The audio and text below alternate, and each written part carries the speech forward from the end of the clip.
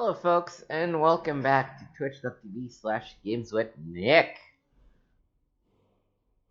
We are starting a playthrough of Skyrim. So what I've done is that I've modded the shit out of this game, which is something I've never actually done before. I never really played it since I modded it. I just played enough to make sure that everything was working and we wouldn't crash the desktop immediately. So the biggest changes I made were to use a mod called Moral Loot Ultimate to kind of replace things around the world and make it so that you can just walk into a random dungeon and have enemies that level scale. The level actually is more or less set throughout the world. I added a mod that would change the way that leveling works. Now we get experience for exploring, completing quests, and killing monsters instead of using abilities. Um, those are the two big. Oh, and the third big gameplay changes. I've added a couple mods that rework what the gameplay looks like in third person, make it more of a Soulsy kind of experience. Besides that, smaller modifications includes getting rid of like city loading screens with the Open Cities mod, just expanding, rearranging what the cities look like and to make them more immersive. Add an add-on that essentially randomizes your starts. They have a lot of different starts, just not the usual card right because I've done that a billion times. Um, and then just a shit ton of quest expansions and things of the sort. So, let's get down to it. Start a new game.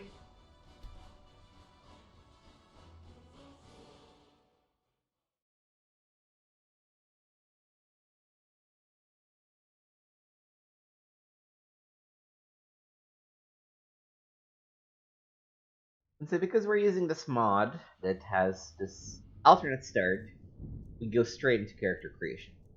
And I thought about this, and I think I want a Khajiit. Because everybody likes giant kitties, right? Giant kitties are cool. I should say my playthrough style in Skyrim in the past has been very much melee focused. And I feel like Khajiits might also push me to try and be a little bit more stealthy. So we're gonna go with a Khajiit. Um, no, we're gonna do a Khajiit male. Like these eyes. I'm someone that doesn't spend a lot of time in character creators usually.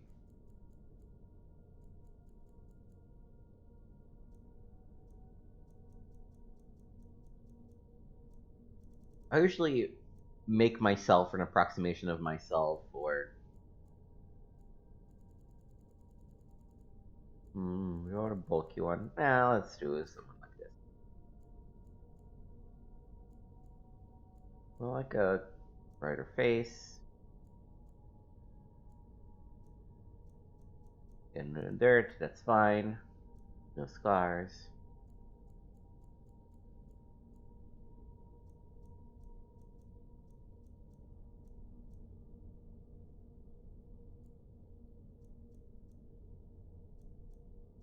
Warping doesn't look like much. I guess this way it's gone.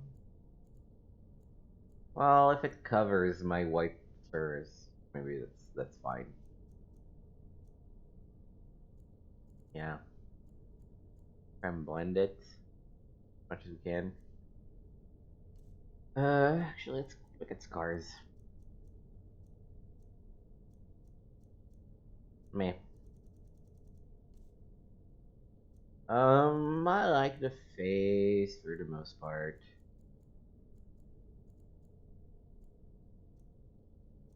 I don't want to go and change too much. The eyes are good. Let's just maybe make them. Ooh.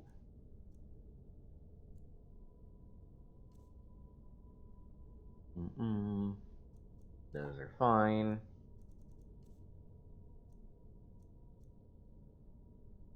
Actually, okay, yeah, I can change because I really don't like all those piercings.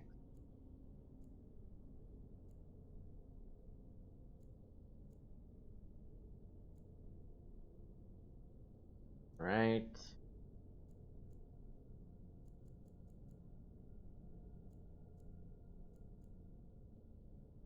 Wolverine's on the side.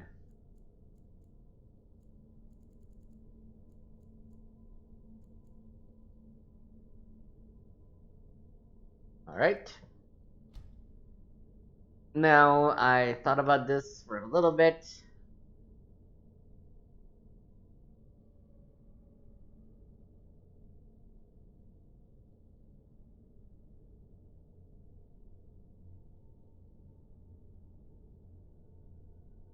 Rahajama. It just sounds good. It doesn't mean anything, it just sounds good. We're gonna get, let's give it a second just to make sure all the mods load and do what they do. And I should say, because we have all these mods, we now have also this mod configuration thing. I have not dug into this at all. Oh, another mod that I put in is one that sort of forces you to do some, like, radiant quests or have some wait in between quests for like the guilds and the main quests so that you're not just going from one to the next. I don't even know what classical lichdom is. I don't remember installing that one, but so we might need to get into this at some point if something is off, but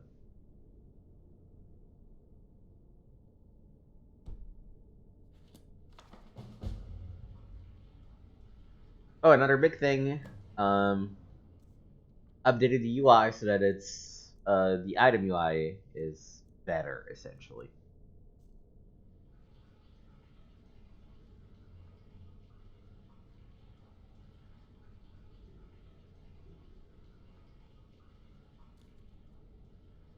Approach, my child, and choose where your new life shall begin. Oh, we need subtitles. Settings. One invert wide. Fine. Oh, that. Huh. Okay.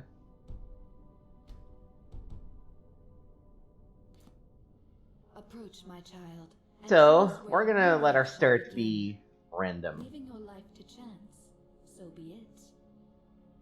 Though I do reserve the right to essentially reload the save and get a better start if we start as a vampire or some shit like that. So far, I have no idea how long I've been down here. Weeks? Months? All I know is that the guards fled before the flood and left us all here to die like rats. I fear I'm the only survivor now, and there is no way to get the cell door open from in here. I've heard strange moans coming from stairs, almost as though what remains of this place is now haunted. It may not matter. I'm out of food and it won't be long before I starve.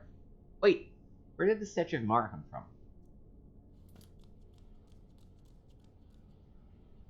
Alright. Let's see what start we get. It would be funny if we got the cart right. There's a very small chance of that, but there is a chance.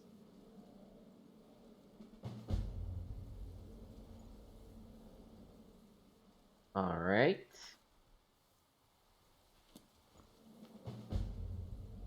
Oh! I have finally arrived at the sanctuary Astrid spoke of at our last encounter. Soon, very soon, I shall begin my new career as an assassin for the most prestigious organization of all time. If only those fools in the Morak Tong could see me now. One day I will have revenge, but for now my contracts await. So it turns out that we are starting as a member of the Dark Brotherhood, which, yeah, why not? I have killed one of the captives as Esther instructed and must now gain entrance to the Dark Brotherhood Sanctuary, which is located in the Southern Pine Forest. Esther has provided me with a correct passphrase to silence my brother. So we are now in the Sanctuary. Ah, at last. I hope you found the place all right. Well, what happens now is you start your new life in the Dark Brotherhood. We're part of the family, after all. This, as you can see, is our sanctuary. You won't find a safer place in all of Skyrim. So get comfortable. I am honored to be part of your family, Astrid. Our family, my dearest. Our family. Together, united as one, the Dark Brotherhood can accomplish anything. But you must be anxious to get to work. I'm arranging a job, but need a bit more time. For now, go see Nazir. He's got several smaller contracts. Soon, the Night Mother will arrive, and things around here are sure to get even more interesting. But one last thing. A welcome home present. The armor of the Dark Brotherhood. May it serve you well in all your endeavors. All right.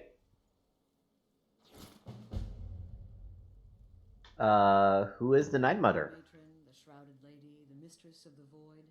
She goes by many names. Ages past, Sithis gave a woman 5 children.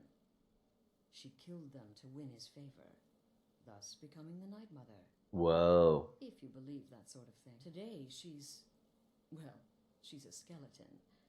An ancient corpse. But more importantly, a corpse that's being brought to this sanctuary by her keeper. Yes. So the Night Mother is being brought here? 4 months ago, I received word from the Night Mother's keeper that he had arrived in Skyrim from Cyrodiil. The Night Mother's crypt in Bravil was destroyed, a result of the chaos caused by the war with the Thalmor. That forced a relocation. I don't know where the keeper has been these past few months, but I recently received another letter. He's bringing the Night Mother here. Soon. Where did the contracts come from? They used to come from the Night Mother. Potential clients would perform the Black Sacrament, and she would hear their prayers. The Night Mother would communicate this to the listener, who would then dispatch a speaker to arrange the contract with the client. But that was a long time ago. There hasn't been a listener in years. Not since Cyrodiil was overrun in the war with the Thalmor. But people don't know that, so they still perform the ritual. And we eventually hear about it. When someone wants us, we find out. Why do you think it got killing someone? Try not to. That's a fair response. But I do realize it's sometimes not that easy. You may want to make a statement, or a contract may require a public killing.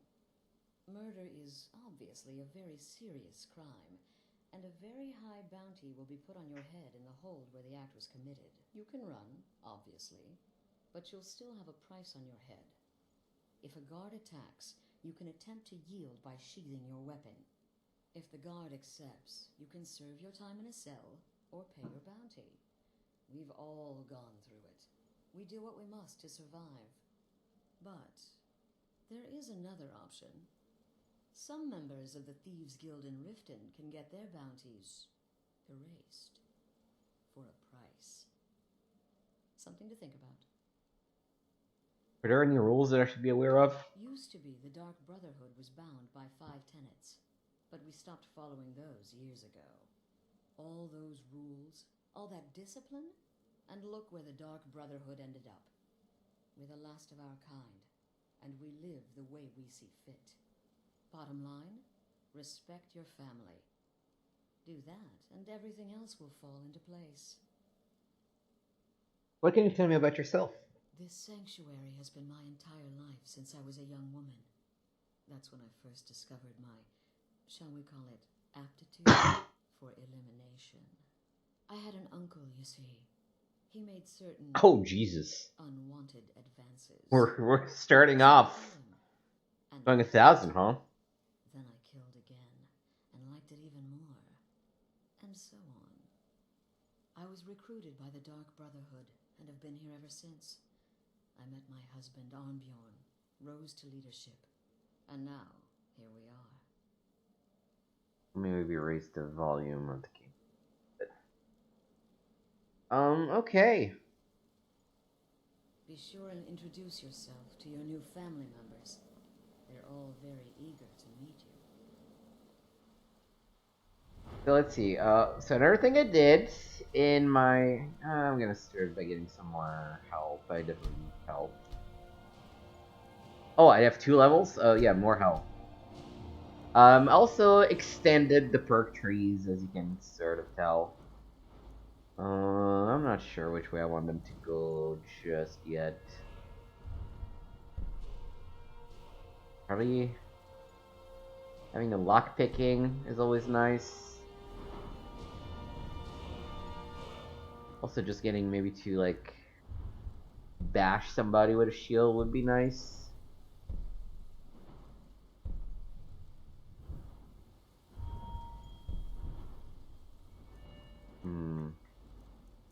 Definitely no magic. Well, if I want to do the Mages Guild, I might need to start spending some magic. Yeah, let's. This is always nice. Super restoration spells can always help. And easier luck picking can always help.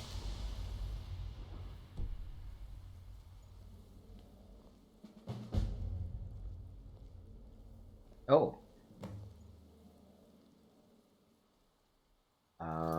Khajiit Perception. This one does not understand why he was called a thief. The art of mischief is a gift from the gods, passed on from Fadomai through Azura to her kittens. Khajiit is merely developing his relations with the divine. So, I did a mod also that kind of changes races a little bit. It includes a unique race skill that is triggered in different ways depending on the race. So, apparently, for Khajiit, it's about acquiring gold.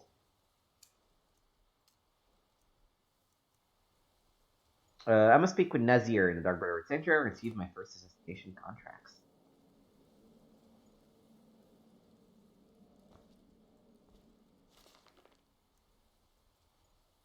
Among the tales in this book is the forbidden legend of the wise and just Archmage Gaudur, whose mysterious murder in the dawning days of the First Era struck from the rolls of history. Investigate further. I don't know what that means, but the history of Skyrim is vast, predating even the most ancient records of men and air, which has been lost, falling to the ravages of war or the turning of the ages. But nothing is ever truly forgotten. Where no records exist, legends and folk tales offer us a key to the past, a way to piece together truths half remembered in the minds of men. For generations, the people of Morthal have told whispers of the Pale Lady, a ghostly woman who wanders the northern marshes, forever seeking her lost daughter. Some say she steals children who wander astray, others that her sobbing wail strikes dead all those who hear it. But behind these tales may lie a kernel of truth, for ancient records speak of a Muriel, a mysterious figure Ysgramor's prayers battled for decades and finally sealed away. Ancient records speak of a Muriel, a mysterious figure Ysgramor's prayers battled for decades and finally sealed away. Reachmen tell the story of Falan Red Eagle, an ancient king who rallied his people and drove back the armies of Cyrodiil with a flaming sword. The accounts varied, and two seem to be based on an underlying truth. The Imperial Chronicles of Empress Hestra mention a rebel leader of that era who was eventually cornered and slain in battle at the cost of a full legion of men. Some tales prove far harder to analyze. Among scholars, perhaps the best known is the forbidden legend of Archmage Gaudur. In the dawning days of the First Era, the story goes, there lived a powerful wizard by the name of Gaudur. Wasn't just, he was well known in the courts of King Harald and the Jarls of Skyrim, and his aid and counsel were sought by men and mare alike. And then he was murdered. Some say one of his sons killed him, others that King Harald, jealous of his power, gave the order. But Galdur's 3 sons fled into the night, pursued by a company of Harald's best warriors and Lord Geirmund, the king's personal battle mage. A great chase ensued, from the wilds of the Reach to the glacial north. One brother is said to have perished in the ruins of Folgunthur at the foot of Solitude. The others were run to ground soon after. And once it was done, King Harald ordered every record of their murders destroyed, and Galdur's name and deeds were struck from the rolls of history. Even today, few sources remain, and no bard will tell the tale. But perhaps the truth yet remains in some ancient ruin waiting to be unearthed, for nothing is ever really Sure, I'll take it. I'll take a soul gem. I'll take. Oh, I guess an embalming tool I probably didn't need. I thought it was a lockpick. Cool.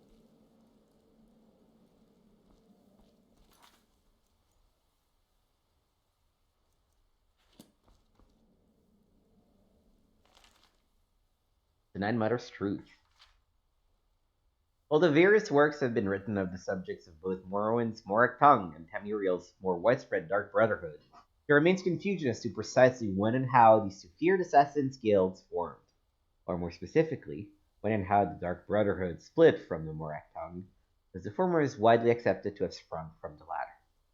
The largest point of contention seems to be the figure of the Night Mother, a woman who figures prominently in both organizations. Through extensive research and interviews, and not inconsiderable risk to my own life, for the Dark Brotherhood holds this information secret, I have finally solved this ages-old mystery. I have finally uncovered the Night Mother. Although her name has been lost to time, the Night Mother was once a mere mortal, a dark elf woman who lived in a small village once located where the city of Bravil stands now, in the imperial province of Cyrodiil. She was a respected member of the Morak Tongue, and, like her fellow members, this woman made her trade as an assassin in service of the Diedrich Prince Mephala. In fact, the woman held the title of Night Mother, reserved for the highest ranking female member of the organization. To be Night Mother of a particular sect was to be the group's matron, the favorite of Mephala, both respected. However, it was not Mephala who facilitated the transformation from one spectre, but another. Some would say far deeper form of evil. Sithis, the Dreadlord, embodiment of the unending void. Following the potentate's assassination in Second Era 324, strife descended upon the Morak Tongue, and the guild was all but eradicated in Cyrodiil and much of the Empire. It was shortly after these events that the Dunmer woman claimed to hear the voice of Sithis himself. The Dreadlord, she claimed, was displeased. He was unhappy with the Morak Tongue's lack of success. The void, he told her, was hungry for souls, and it was her destiny to set things right. And so, according to Dark Brotherhood legend, Sithis visited the Night Mother in her bedchamber and begat her 5 children. 2 years passed before the unthinkable happened. The Dark Elf woman followed through with the Dreadlord's ultimate plan. One night, she murdered her children and sent their souls straight to the void, straight to their father. When they learned of this affront to decency, the people of the village rallied against the woman, for such an act was considered incomprehensible, even for a Night Mother of the Morak Tongue. In one night of vengeance, they descended upon the woman, killing her and burning down the house in which the atrocity took place. And that was the end of the story, or so everyone thought. A little more than 30 years later, an unnamed man heard a strange, comforting voice inside his very head, just as the Dunmer woman claimed to hear the voice of Sithis inside hers. The voice identified herself as the Night Mother, and named the man Listener, the first of many. And so the unholy matron set her servant on his path. It would found a new organization, a guild of assassins known as the Dark Brotherhood, in service not to Mephala, but to the Dreadlord Sithis. The Morak Tongue, now surviving only in Morrowind, was an artifact of a forgotten age. The Dark Brotherhood would marry business with death. The organization would grow in wealth and power, and the void would swell with fresh souls. It was, the Night Mother told her listener, the perfect read. In the early days of the Dark Brotherhood, the bodies of the Night Mother and her children were recovered from the original burial site and interred in a crypt beneath the side of her house. And there they remain even today. So if, in your travels, you find yourself in the city of Bravil and make a wish at the statue of the lucky old lady, as is the local custom, know that you stand on sacred, if evil, ground. For you stand above the Night Mother, the unholy matron herself, and your luck has just run out.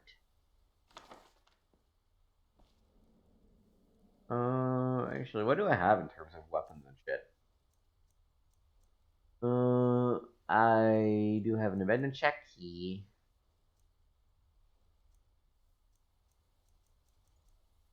This is probably better, right?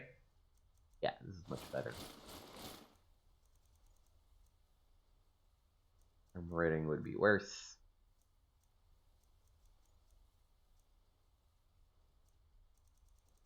Alright. Oh, I guess I should probably equip things.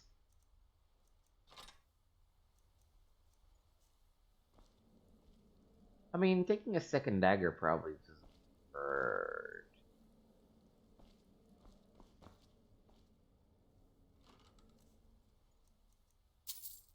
Gold.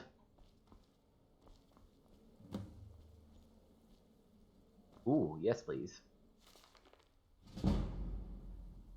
Titus. This is the start of the house. Before him was nothing. The foolish Altmer have names for and revered as nothing. That is because they are lazy slaves.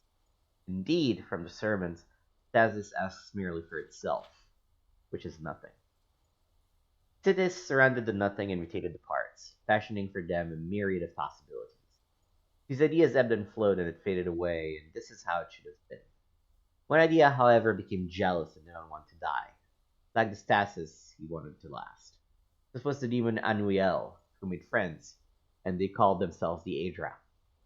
They enslaved everything that Titus had made and created realms of everlasting imperfection. Thus are the Aedra the false gods, that is, illusion. So Thetis begat Lorcan and sent him to destroy the universe. Lorcan, unstable mutant. Lorcan had found the Aedric weakness.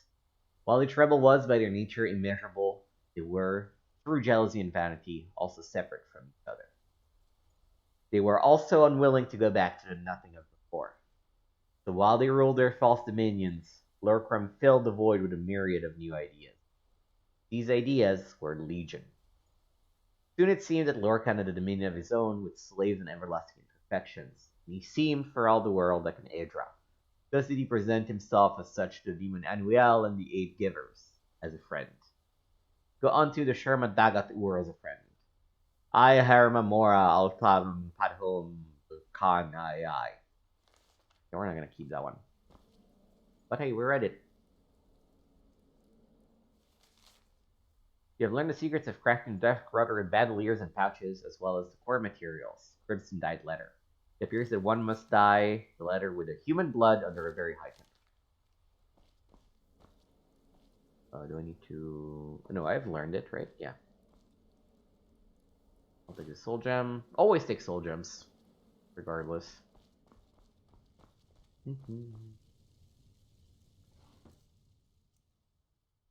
Smuggler's Island. I have a feeling we're gonna end up reading a lot of books. I enjoy reading books a lot. Smuggler's Island by Quarde Anarim. A tale of 11 moon sugar smugglers' grisly fate. It took a little over an hour for Hari Thoel to search the island from one end to another. He turned back to Cerise, who was there when he left him, half buried in the sand to pack his broken bones. One of the crates of moon sugar was open. You're sampling the merchandise? Asked Hari Thoel, angry.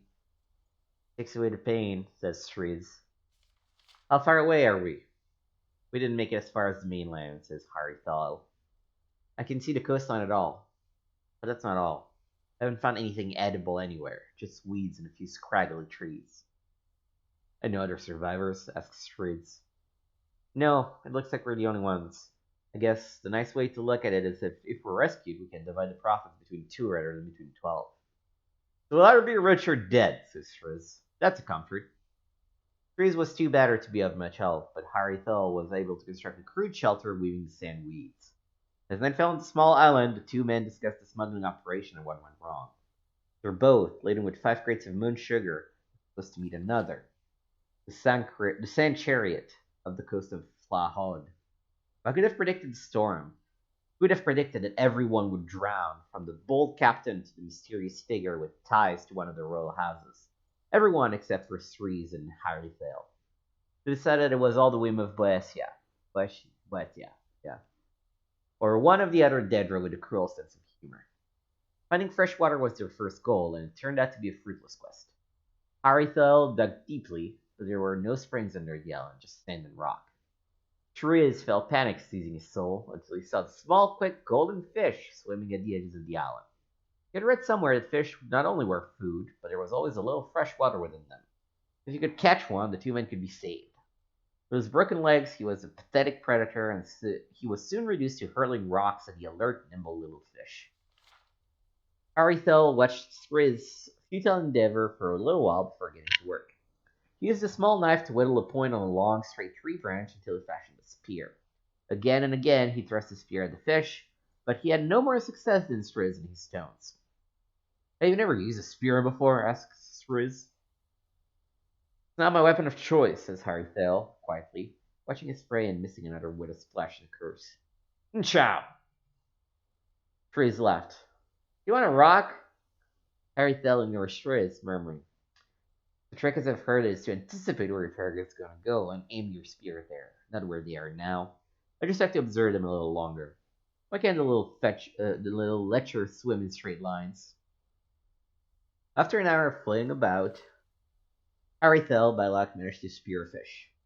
The men tore it apart and ate it raw. As the days and weeks went by, Harrythale got better and better until he was able to strike quickly and with great accuracy. He could hit a fish by throwing the spear or by plunging at one of his feet. Skriz made fire, but being lame, he had to rely on Harrythale for all the food. It was nearly 2 months after washing ashore that the men saw a boat on the horizon. They set a large fire, and the crew saw them. As they approached, they saw that it was the Sen Chariot, the very boat they were to have met on the night of the storm. The smugglers aboard would pay them good money for the moon sugar. Luckily, Skriz had only used a little bit of it, and they still had nearly 5 full crates. They were not only going to be saved, they were going to be rich, just as Harrythale had said. Harrythale excitedly started to help Skriz to his feet, but the man rose on his own. You can walk, he said, laughing. It's a miracle. Skriz is not too steady, though, says Skriz. Would you get her up the crates? Harrythale, overjoyed at rescue at long last, began picking up the crates and stacking them. I wish you told me that you could walk, though, mate. I've used your help spearing dinner all these months. Skriz watches, though, said Skriz. You'd be surprised how much you can learn just by watching. Don't forget the 5th crate over by the tree. Skriz shuffled over the shore and saw that the boat was only a few minutes from landing. And Skriz listened. When he said that a fortune divided by 2 wasn't more profitable than a fortune divided by 12, Skriz listened to that too. Skriz shuffled back to the crate by the tree. And it occurred to Skriz that a fortune divided by 1 was even better. Skriz pulled the spear out of Harrythale's skull. The trajectory had been perfect. It had fallen down from the branches as soon as the crate was removed, just as he had planned. Like he said, the trick is to anticipate where your target's going to go and aim your spear there. Skriz pushed the crate to the shore and waved the boat in. Well, that was a sad and depressing tale.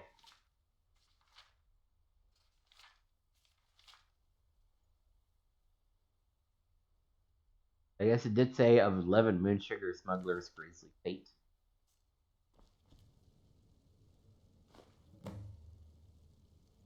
Alright, we got our first Stone of Durenzia. I do have a mod to track all of them. Because, hell no, I'm not dealing with that. Wardrobe's empty. I'm afraid I don't have a primary contract for you yet. Again. To the part where he tries to buy you some candy. Okay, wait. Here we go. Oh, you're such a pretty little girl. Would the sweetie like a sweetie? Oh yes, how about some chalk? Oh yes, please, kind sir. My mama and papa left me all alone, and I'm so very hungry. I know a shortcut to the candy shop, through this alley. Oh yeah, very good, very good. My, it's dark down here. Oh, but you're so beautiful, such a lovely smile. Your teeth! No! They're bad, but you are so wicked. What about you, Festus? How did that last contract turn out? Oh yes, please, old man. Regale us with your tales of wizardry. Ah, the young and stupid. Always mocking the experienced and brilliant. My contract went very well, I'll have you know. Tried a new spell. Little something I've been working on in my spare time. Came this close to turning that priest inside out. Damn messy. And what of your latest Armbjorn? Something about a Khajiit. Merchant, was it? Oh, a big doggy keeps a little kitty. How adorable.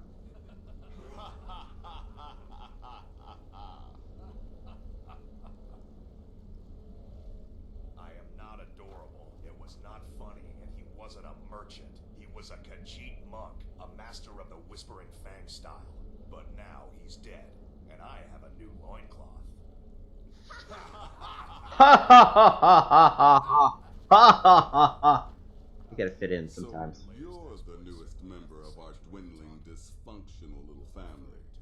I've heard quite a bit about you. I'm just trying to imagine you hiding inside the body of It's a pleasure to meet you. bloody Save the niceties for now. I have no intention of getting invested in someone who may be dead tomorrow. If you're still breathing in a few weeks, I'm sure we'll be the best of friends. Astrid said you'd have some work for me. Did she now? Well, as it turns out, there are a few lingering contracts we haven't had the chance to complete just yet. And more, dribbling in from time to time. I'll assign them to you as they become available, to be completed at your leisure. Sounds simple enough. It is. These aren't particularly glamorous assassinations, I'll be honest. Don't pay much either. But they'll keep you busy. Just do them as you're able. There's no real time limit.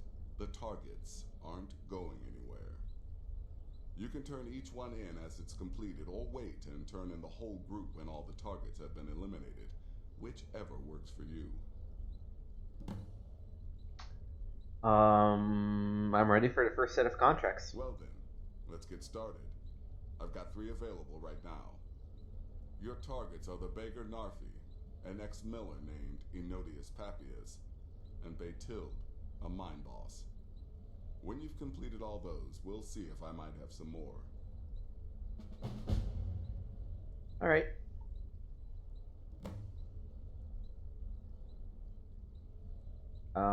Tell me about Baytild. She separated from her husband several months ago. Now the two run competing mining operations. Baytild's angry and desperate, a fighter. Tell me about Narfi. He's a hapless beggar living in some ruins just outside the village of Iverstead. Easy, even for you.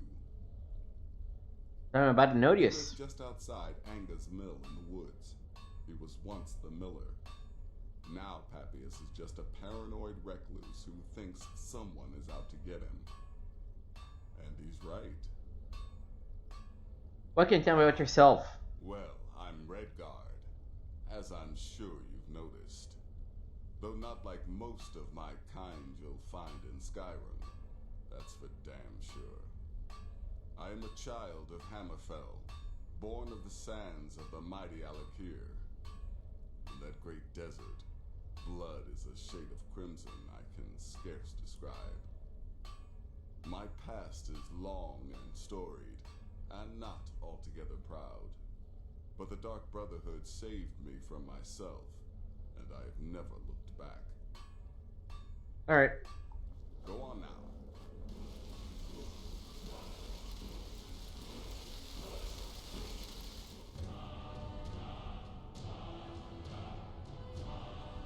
Whoa. I'm sorry.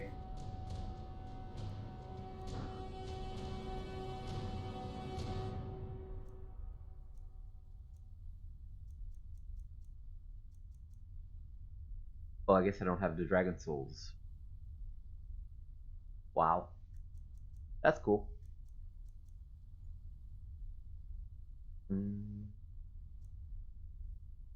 The commands, tweak make follower.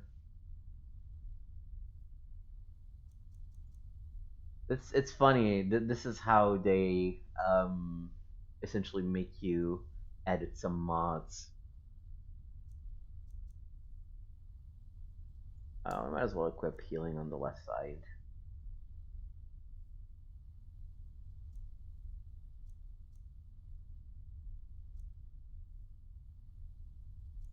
And then also, among the mods, one about camping was installed. Your latest exploit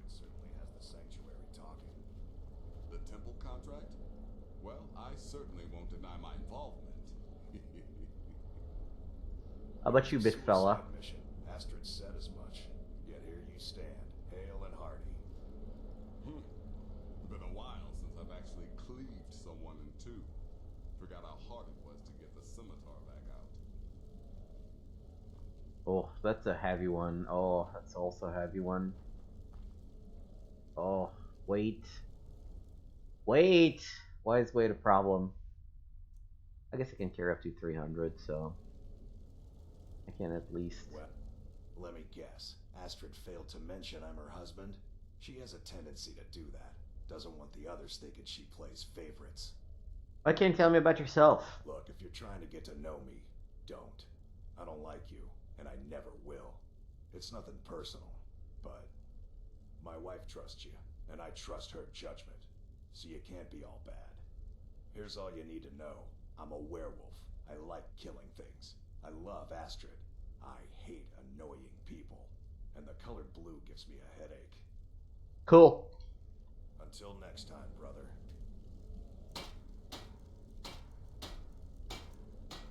Our adventures used to improve things. Again, those used to craft things.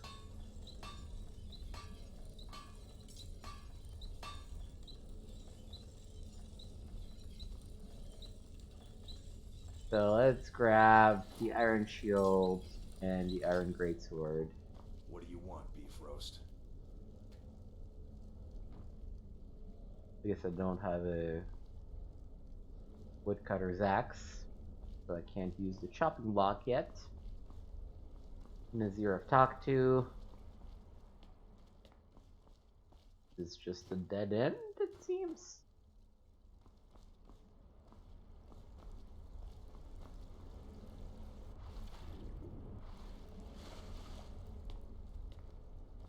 Hello. Welcome, my brother. Welcome to our sanctuary.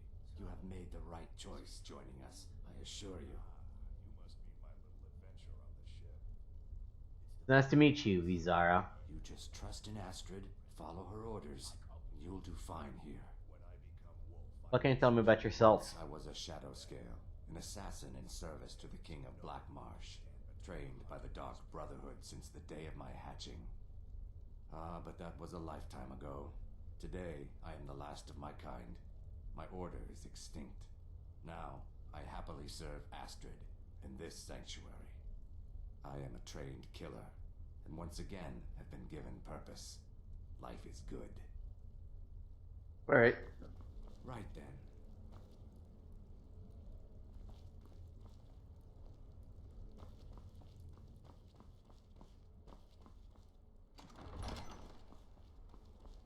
Consider here.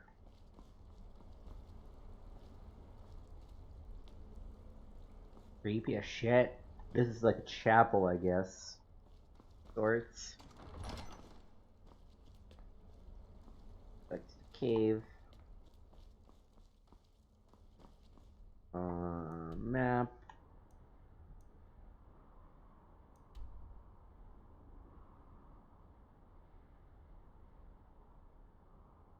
Uh-oh. Something might be off about the world map. Not a good sign. Mm-mm. Don't want a mace.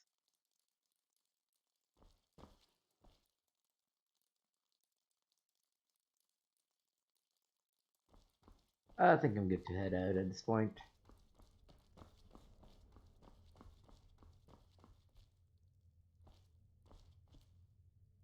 Ooh. Secret Witness, a true history of denied mother. I have met countesses and courtesans, empresses and witches, ladies of war and slatterns of peace, but I have never met a woman like denied mother, and I never will again. I am a writer, a poet of some small renown. If I told you my name, you may have heard of me, but very likely not. For decades until very recently, I had adopted the city of Sentinel on the coast of Hammerfell as my home, and kept the company of other artists, painters, tapestrists, and writers. No one I know would have known my assassin by sight, least of all the queen of them, the blood flower, the late death, the night mother. Not that I had not heard of her. Some years ago, I had the good fortune of meeting Polarneasi, a respected scholar, who had come to Hammerfell to do research for a book about the Order of Diagna. His essay, The Brothers of Darkness, together with Einir Gromig's Fire and Darkness, The Brotherhoods of Death, are considered to be the canon tomes on the subject of Tamriel's orders of assassins. By luck, Gorming himself was also in Sentinel, and I was privileged to sit with the two in a dark skooma den in the musty slums of the city, as we smoked and talked about the Dark Brotherhood, the Morag Tongue, and the Night Mother. While not disputing the possibility that the Night Mother may be immortal or at least very long lived, as he thought it most likely that several women, and perhaps some men, throughout the ages had assumed the honorary title. It was no more logical to say that there was only one Night Mother, he asserted, than to say there was only one king or sentinel. Gorming argued that there never was a Night Mother, at least no human one. The Night Mother was Mephala herself, whom the Brotherhood revered second only to Sidus. I don't suppose there is any way of knowing for certain, I said, in diplomacy. Certainly there is, whispered Gorman with a grin. You could talk to that cloaked fellow in the corner. I had not noticed the man before, who stood by himself, eyes hidden by his cloak, seemingly as much a part of this dingy place as the rough stone and unswept floor. Turning back to Enir, I asked him why that man would know about the Night Mother. He's a dark brother, hissed Blarnassi. It's as plain as the moon's. Don't even joke about speaking to him about her. We moved on to other arguments about the Moragtong and Brotherhood, but I never forgot the image of the lone man, looking at nothing and everything, in the corner of the dirty room, with fumes of skooma smoke floating around him like ghosts. When I saw him weeks later on the street of Sentinel, I followed him. Yes, I followed him. The reader may reasonably ask why and how. I don't blame you for that. How was simply a question of knowing my city as well as I do. I'm not a thief, not particularly sure-footed and quiet, but I know the alleys and streets of Sentinel intimately for decades' worth of ambling. I know which bridges creak, which buildings cast long irregular shadows, the intervals at which the native birds begin their ululations of their evening songs. With relative ease, I kept pace with the Dark Brother and out of sight here. The answer to why is even simpler. I have the natural curiosity of the born rider. When I see a strange animal, I must observe. It is the rider's curse. I trailed the cloaked man deeper into the city, down an alleyway so narrow it was scarcely a crack between two tenements, past the crooked fence, and suddenly, miraculously, I was in a place I'd never seen before. A little courtyard cemetery, with a dozen old half-rotted wooden tombstones. None of the surrounding buildings had windows that faced it, and no one knew this miniature necropolis existed. No one, except the 6 men and 1 woman standing in it, and me. The woman saw me immediately and gestured for me to come closer. I could have run, but no, I couldn't have. I had pierced the mystery read in my adopted sentinel, and I could not leave. She knew my name, and she said it with a sweet smile. The Night Mother was a little old lady with fluffy white hair, cheeks like wrinkled apples that still carried the flush of youth, friendly eyes blue as the lilac bay. Iliac Bay, I guess. She softly took my arm as we sat down amidst the graves and discussed murder. She was not always in Hammerfell, not always available for direct assignment, but it seemed she enjoyed actually talking to its clientele. I did not come here to hire Brotherhood, I said respectfully. Then why are you here? The Nun Mother asked, her eyes never leaving mine. I told her I wanted to know about her. I did not expect an answer to that, but she told me. I do not mind the stories your writers dream up about me, she chuckled. Some of them are very amusing, and some of them are good for business. I like the sexy dark woman lounging on the divan in Karlovac Townway's fiction particularly. The truth is that my history would not make a very dramatic tale. I was a thief, long, long ago, back when the Thieves' Guild was only beginning. It's such a bother to sneak around the house when performing a burglary, and many of us found it most efficacious to strangle the occupant of the house, just for convenience. I suggested to the guild that a segment of our order be dedicated to the arts and sciences of murder. It did not seem like such a controversial idea to me, the Nine Mother shrugged. We had specialists in keg burglary, pickpocketing, lockpicking, fencing, all the other essential parts of the job. But the guild thought that encouraging murder would be better for business. Too much, they argued. They may have been right, the old woman continued, but I discovered there is a profit to be made, just the same, from sudden death. Not only one can rub the seas, but if your victim has enemies, which rich people often do, you can be paid for it even more. I began to murder people differently when I discovered that. After I strangled them, I would put two stones in their eyes, one black and one white. Why? I asked. It was a sort of calling card of mine. You're a writer. Don't you want your name on your books? I couldn't use my name, but I wanted potential clients to know me and my work. I don't do it anymore. No need to. But at the time, it was my signature. Word spread, and I soon had quite a successful business.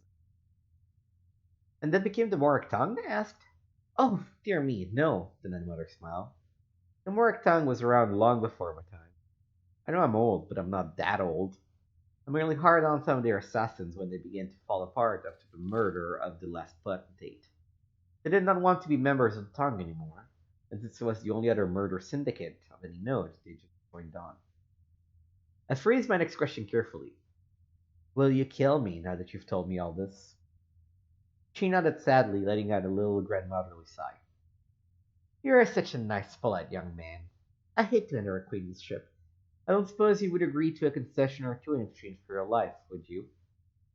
To my everlasting shame, I did agree. I said I would say nothing about our meeting, which, as the reader can see, was a promise I eventually, years later, chose not to keep. Why have I endangered my life thus?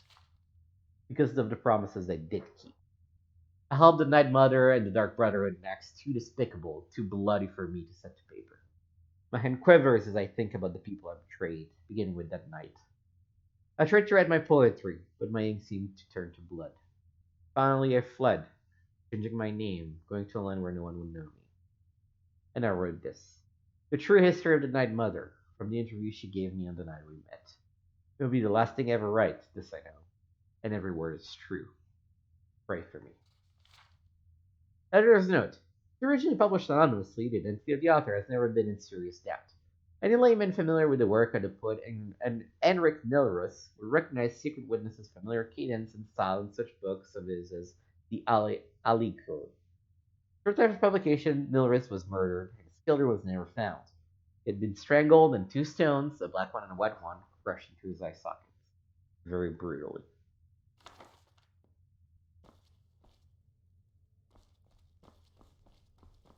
Alright. So, I guess this way then, back out. Oh, there's like a whole mess all over here. Yeah, you're sleeping, I don't want to wake you.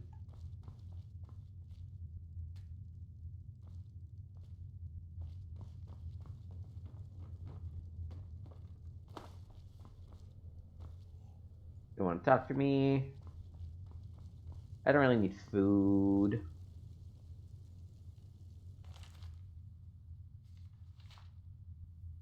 Congratulations! By opening this volume, you have taken the first step on a truly epic journey, a voyage through the vast landscape of bread and food and its myriad joys and wonders. You will explore scents, flavors, and textures so exquisite they will seem impossible. But they are more than possible. Indeed, by following the carefully selected recipe presented in this cookbook, you will prepare extraordinary dishes with such ordinary ease that around you will suspect sorcery. But the only magic is that which exists in your heart, the passion you possess for creating delicious, amazing food that can be prepared easily and enjoyed endlessly. Start here, and someday you too can be your command. And then it's just recipes, which I'm not going to go ahead and read. Potage le magnifique.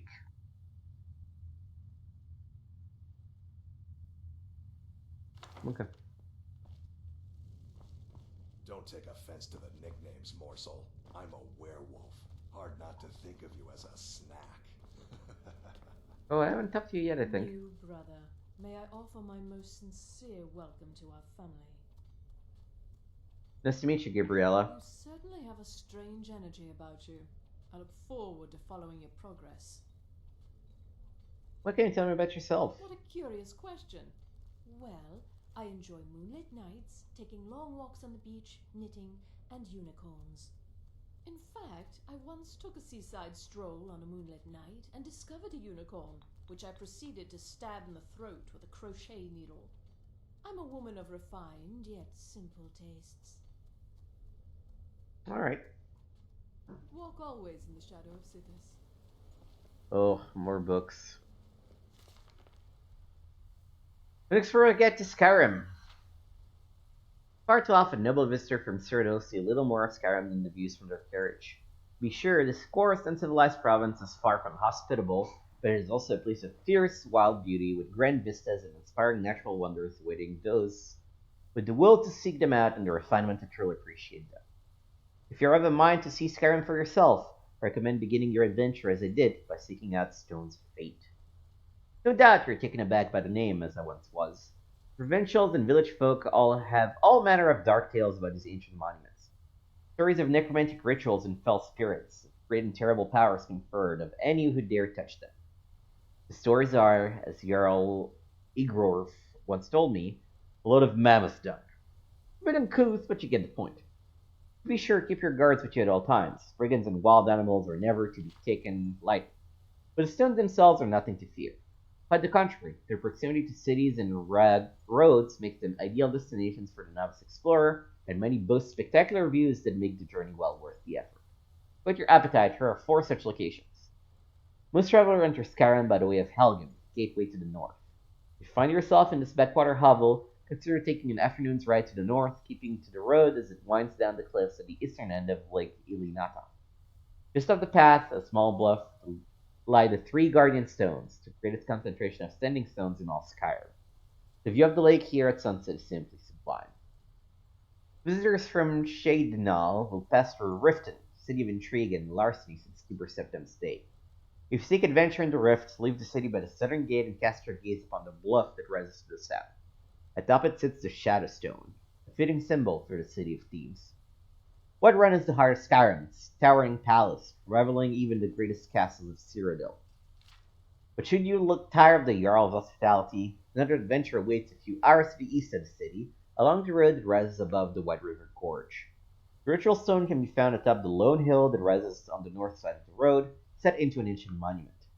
Take time to soak in the incredible view of Whiterun, the tundra, and the gorge from this unique spot. More seasoned explorers may wish to visit Markath, the ancient city of stone far to the west. The recent Forsworn rebellion has made travel into the Reach perilous, but for those determined to seek adventure no matter the cost, another stone can be found to the east of the city, perched on the mountain above Skegger Mine. Though the climb is difficult, reaching the summit is a milestone an explorer can be proud of.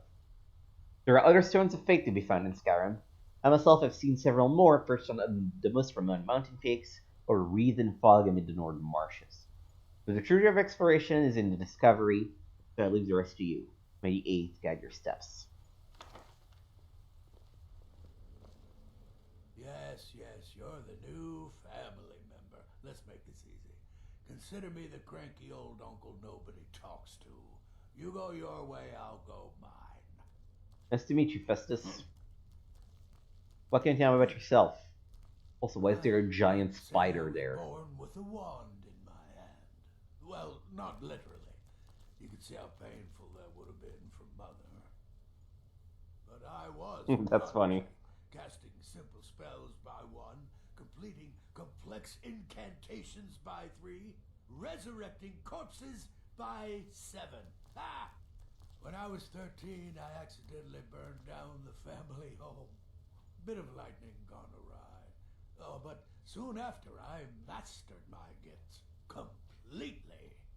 I went on to teach at the college. Left after 2 years. Too simple, too safe. None of them truly understood the glory of the Destruction School. Alright, someone's like to blow things up. I got that. Does death not come to us all? Is it not a certainty? I am therefore honored to be Doom's herald, to play some part in a being's inevitable end.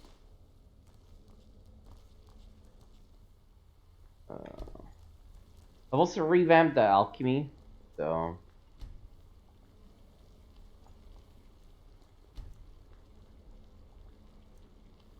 Okay. Let's talk There to. you are. Astrid's told me all about you.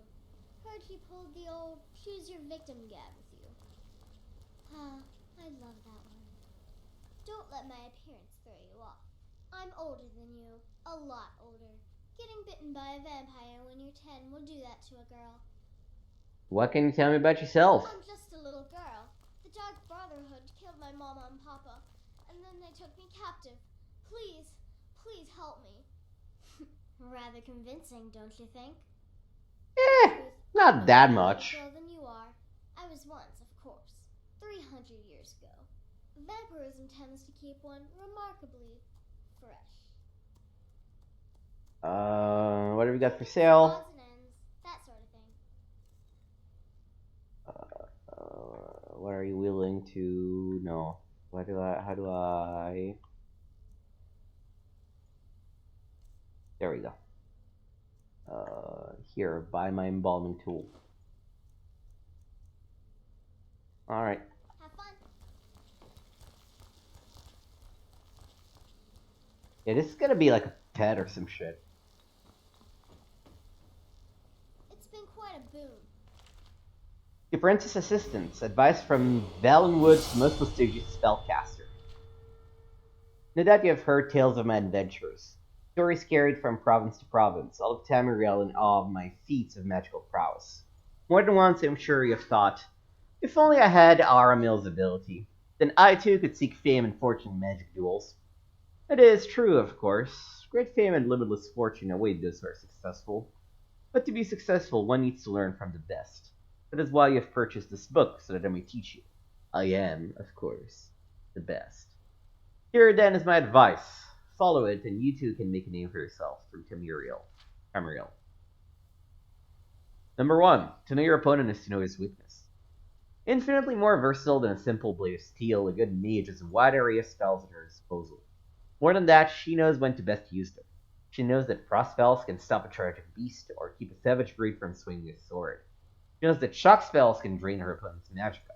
She knows that illusion spells can set a group of enemies against each other, should she find herself in a less than fair fight, an all too common reality where her opponents know they cannot win in single combat, and that there are spells that can save her in a moment when all seems lost. To know yourself is to know your limits. Even the best mages have a finite reserve of magicka. None born yet have been graced with Magnus's infinite reserves of power, and so a good mage does not overextend herself. She makes sure she always has enough magicka to keep herself safe. Failing that, she makes sure she has a sizable supply of potions at the ready. Failing that, she makes sure she always has an escape route. Not that the great Aramil has ever fled a fight, but of course you do not necessarily share her superb natural ability. That is why you must practice. Number 3. Words can kill. You. There is no question that words are an essential tool of any aspiring mage. It can block incoming spells, negating your opponent's attack and wasting his magicka. A good mage knows, however, not rely too heavily on a word. Keeping a word ready for too long will leave a caster drained of magicka, unable to retaliate, and at worst unable to maintain the word and therefore completely defenseless. Number 4. 2 hands are not always better than 1. Any advanced spellcaster has learned to cast spells with both hands, doing more damage. There are certainly times when this is to your advantage, such as when an opponent is already weakened, but when it is likely to draw a bigger reaction from the crowd that has no doubt gathered to watch you. It is not always the best strategy, however. Concentration spells, for example, can often be used on the ground when an opponent is especially nimble. In an instance, using both hands independently can cover more ground at the same time. A mage throwing fireballs with both hands cannot immediately raise a ward to defend herself or heal when she continues to attack. Number 5. Always rise to a challenge, especially when you know you can win. Remember that your first priority is, of course, to stay alive. Following closely behind those your need to please the crowd. You are, after all, depending on their generosity to fund your adventures. Here, then, more than magic comes into play. If you can gain a sense of your opponent's ability before the duel begins, you can enter into the event with confidence. Knowing that your outclass to your opponent is of great importance, as it means you can confidently give the crowd a better show. Likewise, knowing ahead of time that you could very well lose a duel, you're afforded an opportunity to suddenly find yourself engaged elsewhere and be unable to attend the event. By no means do I suggest that I have ever done such a thing. I simply find that my great fame occasionally means I'm unable to respond to every single request for a duel. Keep these three things in mind. Keep your wits about you, and you can make a name for yourself by putting on great displays of magical prowess. Take care, though, for if you become successful enough, you may find yourself facing a challenge from me. Looking like a child. No one ever suspects a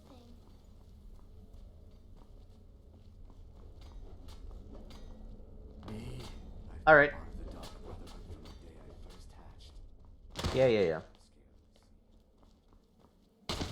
Oh yeah, I also added a mod that lets me roll. So there's that.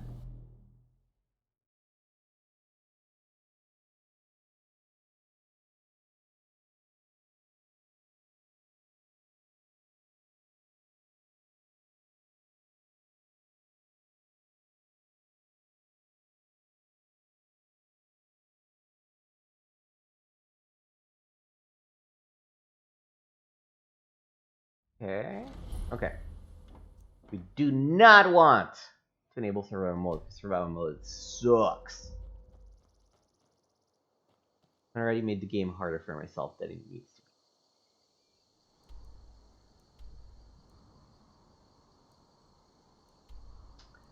So the first thing I actually want to do is to go to Helgen to make sure that I start the main quest.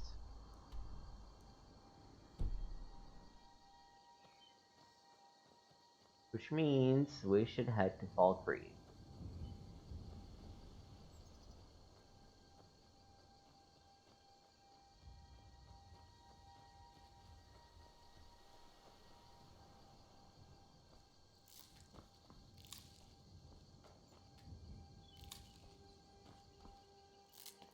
This is clearly Garden from the Dark Brotherhood. Clearly.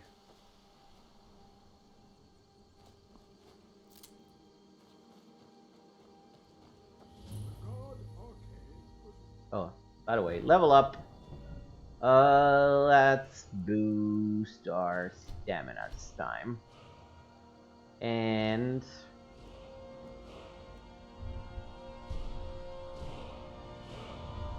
yeah, increase 100 damage. Like us, bound to winding mortality. But he willingly gave up this existence, that we might better understand the vagaries of life and death. It is through the ebb and flow of this cosmic tide that we find renewal, and in the end, peace. May the spirit of Lavinia... I've been looking for you. Got something I'm supposed to deliver. Your hands only. Sure. Let's see here. Yeah, got this note. From who? Don't know. Creepy fella. Black robe. Couldn't see his face. Paid me a pretty sum to get that into your hands, though. There's a new lady in charge of the orphanage in Riften. She asked me to hand out these notices to everyone I met. Looks like that's it. Got to go.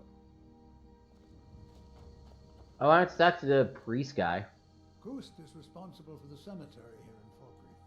I take care of the shrine. You're a priest of Arche? I am. I came into Arche's light after the Great War. So many died by my hands, my magics. I'm fortunate that Gust and the people of Falkreath have come to accept me as one of their own. Could you do an old elf a favor? I misplaced my journal in a cave I was exploring. I'll pay for its return. Sure. Blessing of Arche to you for your help. Do you tend to this graveyard alone? Oh, merciful Arche, no. I'm too old and frail, and this graveyard is too large. Gust is my assistant. He helps me tend the headstones and keep our cemetery clean, as befits a place of rest. Can you teach me about conjuration? I know, but be careful. Yeah, I don't have the gold to afford that kind of shit. Means a lot to me. If you... I have gotten the blessing of Arche, which... How do I even check the blessings that are active on me?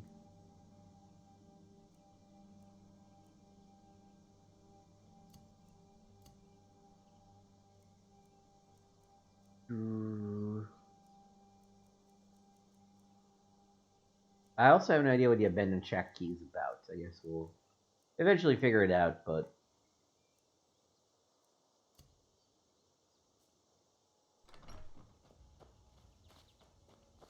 Oh, right. Notes that we were served. Mysterious note. We know. Yeah. I mean, I was there, so. Consider adoption. Wanted a good home. In these days of war and strife, the orphans of Skyrim are the true victims. Many have no one left to turn to and face a life of hard labor, poverty, and misery. If you could provide a stable home for one of these innocent children, please consider adoption. Whether you choose to adopt from us or taking someone closer to home can make a difference in a child's life.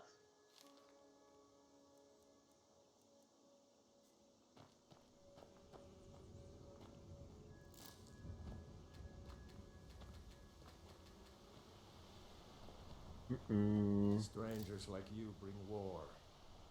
These graves hold the sons and daughters of Falkreath. Been a murder over in Riften. Some old lady who runs an orphanage. Those poor children must be heartbroken. I'd be a lot warmer and a lot happier with a belly full of meat. And here you can start to see mods, right? Because we are now in Falkreath, and there was no gate, no loading, no anything. We're just in the city. Isn't that cool? Nope. Sorry. Nothing. Alright.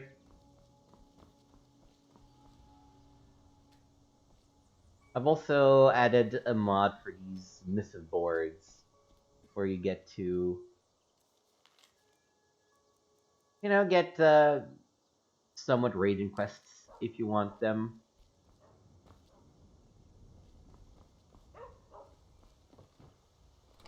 Go to the inn.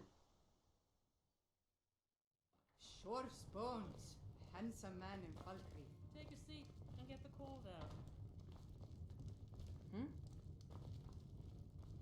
A strong drink will chase off that chill in the air. What's on the menu? Depends.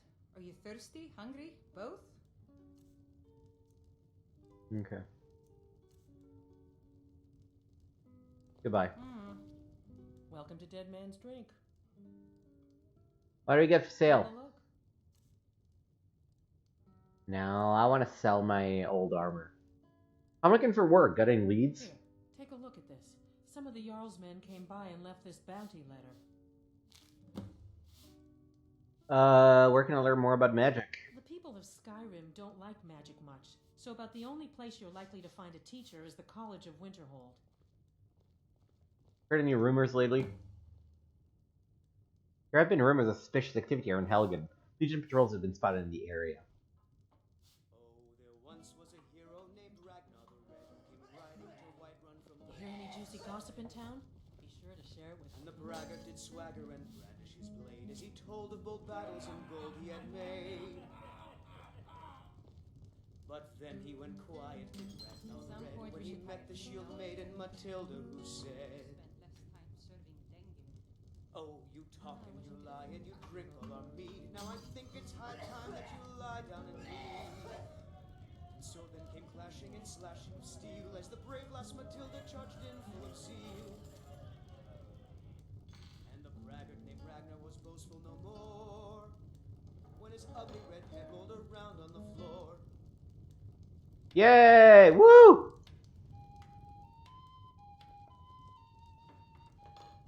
I wonder if... I don't remember bards being so good. So I wonder if it's the mod. Alright.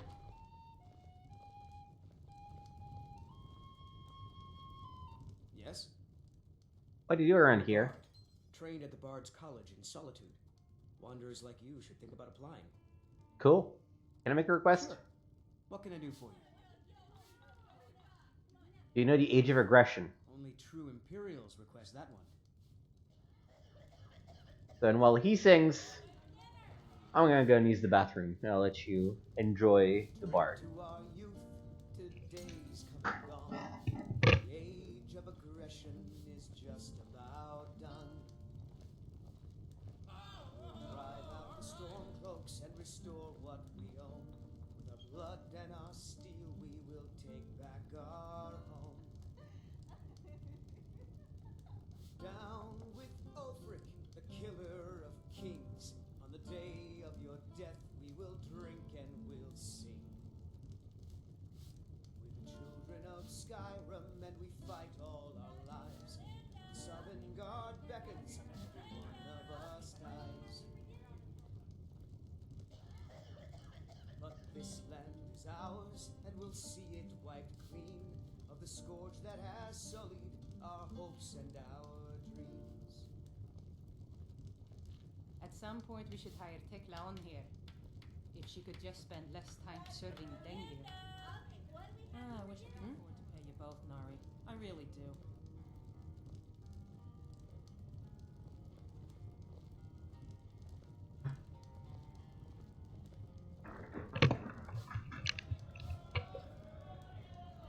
Alright.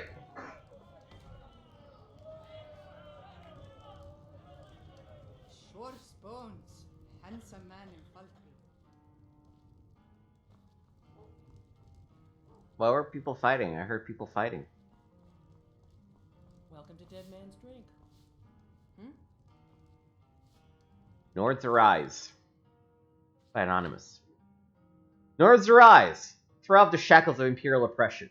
Do not bow to the yoke of a false emperor. Be true to your blood, to your homeland. The Empire tells us we cannot worship Holy Talos. How can man set aside a god? How can a true Nord of Skyrim cast aside the god that rose from our own heartland? Mighty Tiber Septim, himself the first emperor, conquered all of Tamriel, ascended to godhood to sit at the right hand of Akatosh. Tiber Septim, true son of Skyrim, born in the land of snow and blood, bred to the honor of our people. He is not Talos, god of might and honor. The Empire has no right to tell us we cannot worship him. Our own High King, Torig, betrayed us to the Empire. He traded our god for peace. He agreed to a pact with the Thalmor signed by an emperor in a foreign land. Are we to be beholden to such a pact? No, 1,000 times no. Do not let the lessons of history go unheeded. The Aldmeri Dominion and its Thalmor masters made war upon man, just as the elves made war upon Ysgramor and our people in ancient times. Shining Sardhal was burned to the ground, reduced to ruins and rubble in their treacherous assault. But Ysgramor and his sons gathered the 500 companions and made war upon the elves, casting them out of Skyrim. In the great war fought by our fathers, the elves again betrayed men by attacking us unprovoked. The Dominion and the Thalmor cannot be trusted. Like Ysgramor, Ulfric Stormcloak is a true hero of Skyrim. His name will ring in Sovngarde for generations to come. Only he had the courage to single out King Torig and challenge him to trial by arms. Ulfric's tomb, a gift from Talos himself, struck down his traitorous ruler. And by his death we are now free of our imperial shackles, and the Thalmor overlords to darken the imperial throne. The Empire has sent us its legions to govern us. They have enlisted our own countrymen to their cause. They have set brother against brother, father against son. They have caused Skyrim to battle itself in their name for their cause. Do not let them divide us. Do not let them conquer us. Reject the imperial law that forbids the worship of Talos. Join Ulfric Stormcloak in its cause. Yeah. No, we're not gonna do that. Ooh. Mysterious Altar. It was 2 days into my journey from Markarth when the ataxia struck. I thought if I bit down on a piece of cloth it would distract me from the pain, but eventually my joints could bear the weight no longer. I stopped at the roadside ruins looking for a place to rest. It was there in the briars of an autumn fog that I came across a strange altar rooted in the ground. Beside it stood an old woman, who I took for its keeper. Taking note of my apprehension, the old woman beckoned me forward. Wordlessly, she raised her hand and directed it toward the altar. She was asking me to choose. In my travels, I have passed through Hograven camps and seen many a twisted thing, but none like this. Placed in its gnarled hands were 3 empty bowls and a cup to fill them. At last the old woman spoke with an accent I couldn't place. The first bowl, she said, would grant you power. The second would bring you fortune. The third, however, would offer you nothing at all. Looking back now, I can't tell you if any of this was real or some hallucination I dreamt up to cope with the fever. Or it could be the altar was no different than a standing stone, a tribute to a god long forgotten. Still, I felt compelled to ask the woman how and where I would find my boon. She said it would come to me.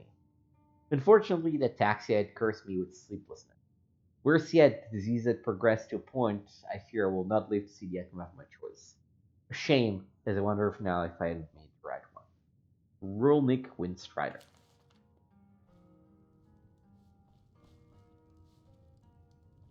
So yeah, we are totally, absolutely siding with the Empire in the war. There is not even a question. Unless you intend to bury someone, this isn't the place you're looking for, traveler. You did something about the burial? Falkreath is known for its graveyard, traveler. We've buried more dead than you can imagine. I just finished giving my old war companion Barrett a proper burial by fire.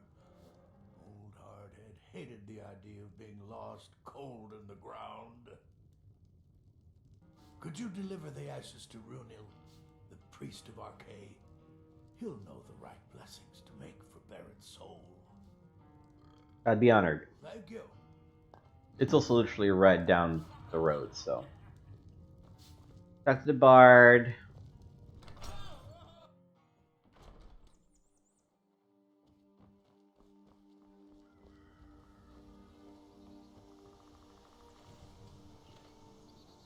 I just have to remember. Nope, sorry. This way, I think. Proust is responsible for the cemetery here. Oh, there you go. It's not new to Falkreath. I have a delivery from Thadgear. Ah, Barrett's ashes. He was a good man. Not many warriors grow to a fine old age. Thank you for bringing this to me. I'll make sure he gets his rights. Here, for your trouble. Life is All right. far too short, my friend. Don't waste it. Damn Stormcloak rebels. I mean, if there's just free food, I'm gonna get the free food.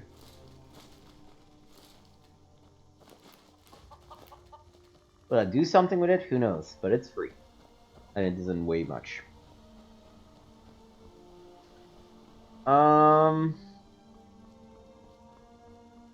Am I still committed going to Helgen? Yes, I think so.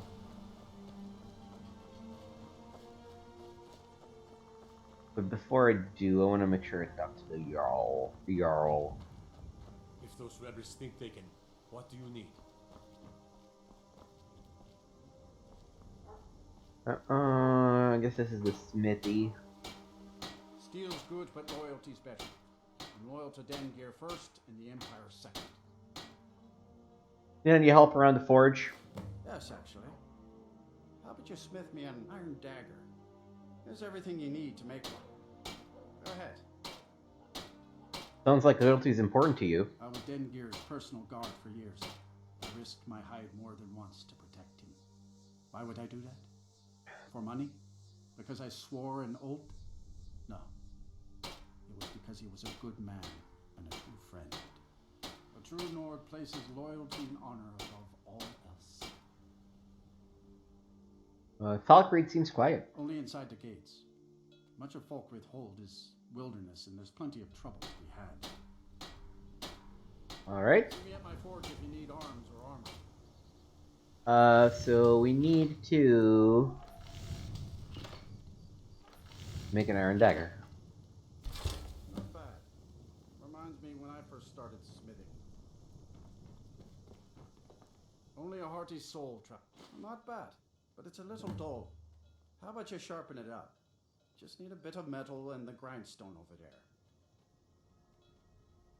Good steel's worth every something. Grindstone.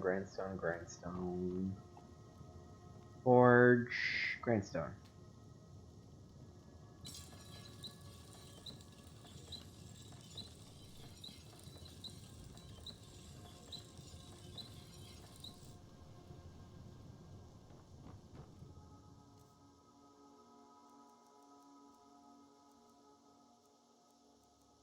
Oh! My ebony dagger does a lot more damage than my iron greatsword. I'm gonna sell that shit. Yo, Lud, yeah, I got your dagger. Where are you, bud? Or bleed. Steel's good, but loyalty's better. I'm loyal to Dengear first and the Empire second. Oh, I guess you're not gonna affect me while we're over here. Old friend, need all the iron ore you can dig up. Double my usual order. I know that mine isn't as rich as it used to be, but I'll pay extra. Blood.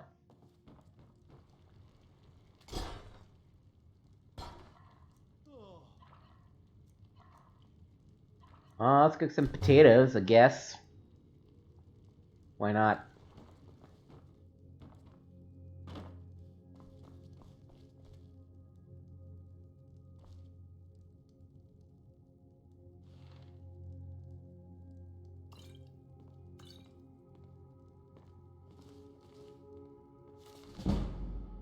Light armor forging.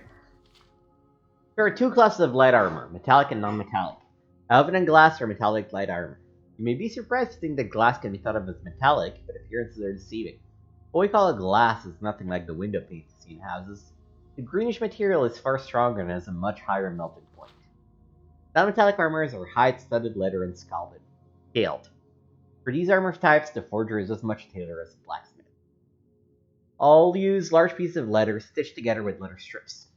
Studded armor also needs iron ingots, from which you will make the studs and metal rings that make it more effective than simple hide.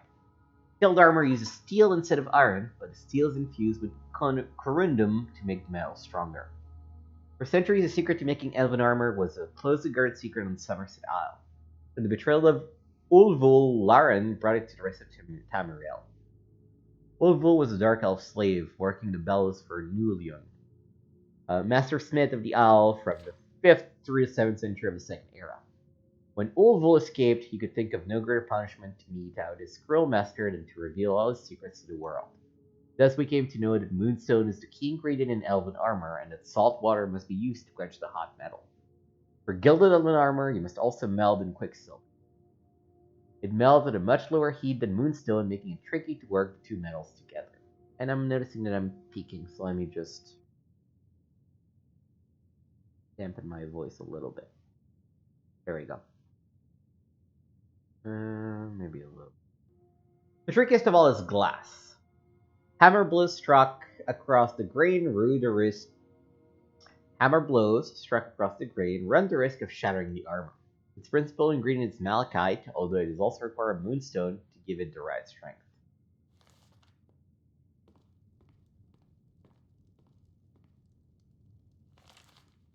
I'm gonna steal this book. I'm a thief.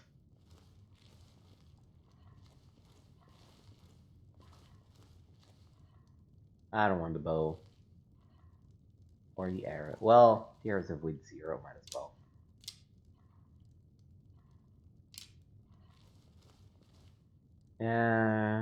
All that. Weak.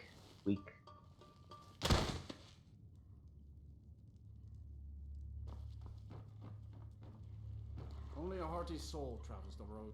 Men and women join the war. Travel far on these roads to spill each other. Good lord, what just happened? What was that? Why are you not... This is it. Come down, we're going to take on those wolves up the road to the north. Zaria's brewed up a special potion for us to try out. Hawk feathers, mugwort seeds, and skilifoliota. It's a thing of beauty. It'll fortify speed, light armor, and one-handed, plus it will help you recover your stamina faster. Those wolves won't know what hit them. Oh, and keep an eye out for Lod's dog. Don't want any mistakes, or you might find your sword is a bit blunt next time he sharpens it. Falkreath's warriors always return, one way or another. Did he not give me a...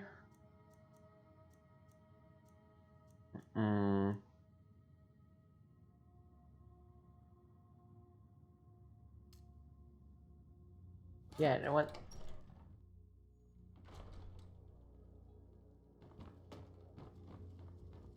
I thought I had done it.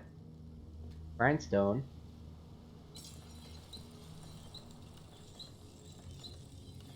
Oh, I need to craft it, that's why. Alright.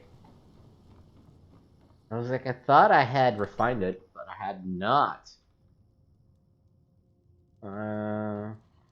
Steel but... Steel's good. This looks good. You put time into your blades, they'll serve you well when you need them. You want to keep helping? How about you make some armor? Let's start by tanning some leather on the rack. Sure. See me at my forge if you need arm. The war bleeds Skyrim. It bleeds Oh, you're now outside? Are you gonna sell stuff? I want you to buy my stuff. Jerk. Let's make leather. Hey, I made leather.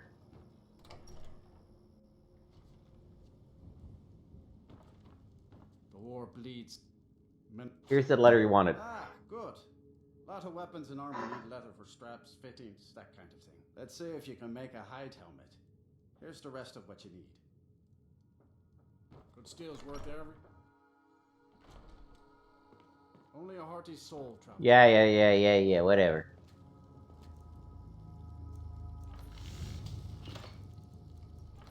Hide helmet. You get your helmet.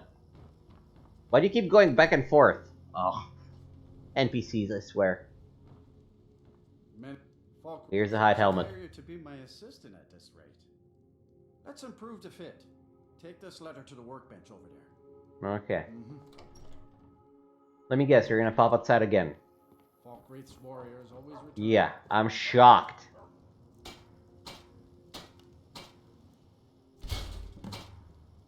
Alright.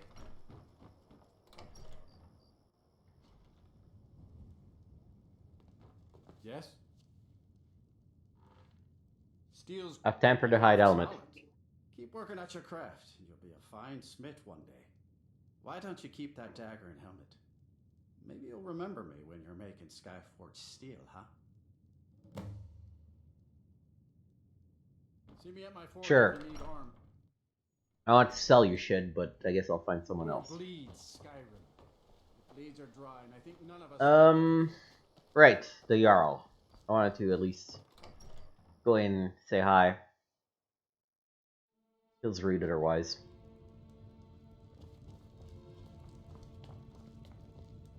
Yes? Oh. Stay sharp. What's the Imperial Legion doing in Skyrim? Not sure I understand the question. The Legion's always been in Skyrim. We have garrisons throughout all the provinces of the Empire. Our mission is to serve the Emperor, uphold the law, protect the citizen. Skyrim's days are darkening, and the Legion will soon be called into service like never before. But we stand ready, as always, to meet that call. How do you feel about this war? You mean Ulfric's so-called Stormcloak Rebellion? The Nord Kings, excuse me, Jarls. They can't seem to control their own people, so the Legion has stepped in to keep order. Sadly, the Empire's stretched a little thin these days. We've gotten very few reinforcements, so we've been forced to recruit locally. But rest assured, citizen, we'll put an end to this uprising, and things will get back to normal soon enough. Alright. Mm-hmm. Oh. The death blow of Ebernanit, with explanations by the sage Geocrates Varnus. Broken battlements and wrecked walls where worship and the horror once embraced, bites of 50 winters, frost and wind, have cracked and pitted the unholy gates, and brought down the cruel obscene spire. All is dust, all is nothing more than dust. The blood has dried and screams have echoed out. Framed by hills in the wildest, forlorn place of Morrowind sits the barren bones of Ebernanit. When thrice blessed Rangidil first saw Ebernanit, it brushed silver bright with power and permanence. A dreadful place with dreadful men to guard it, with fever-glassed eyes and strength through the horror.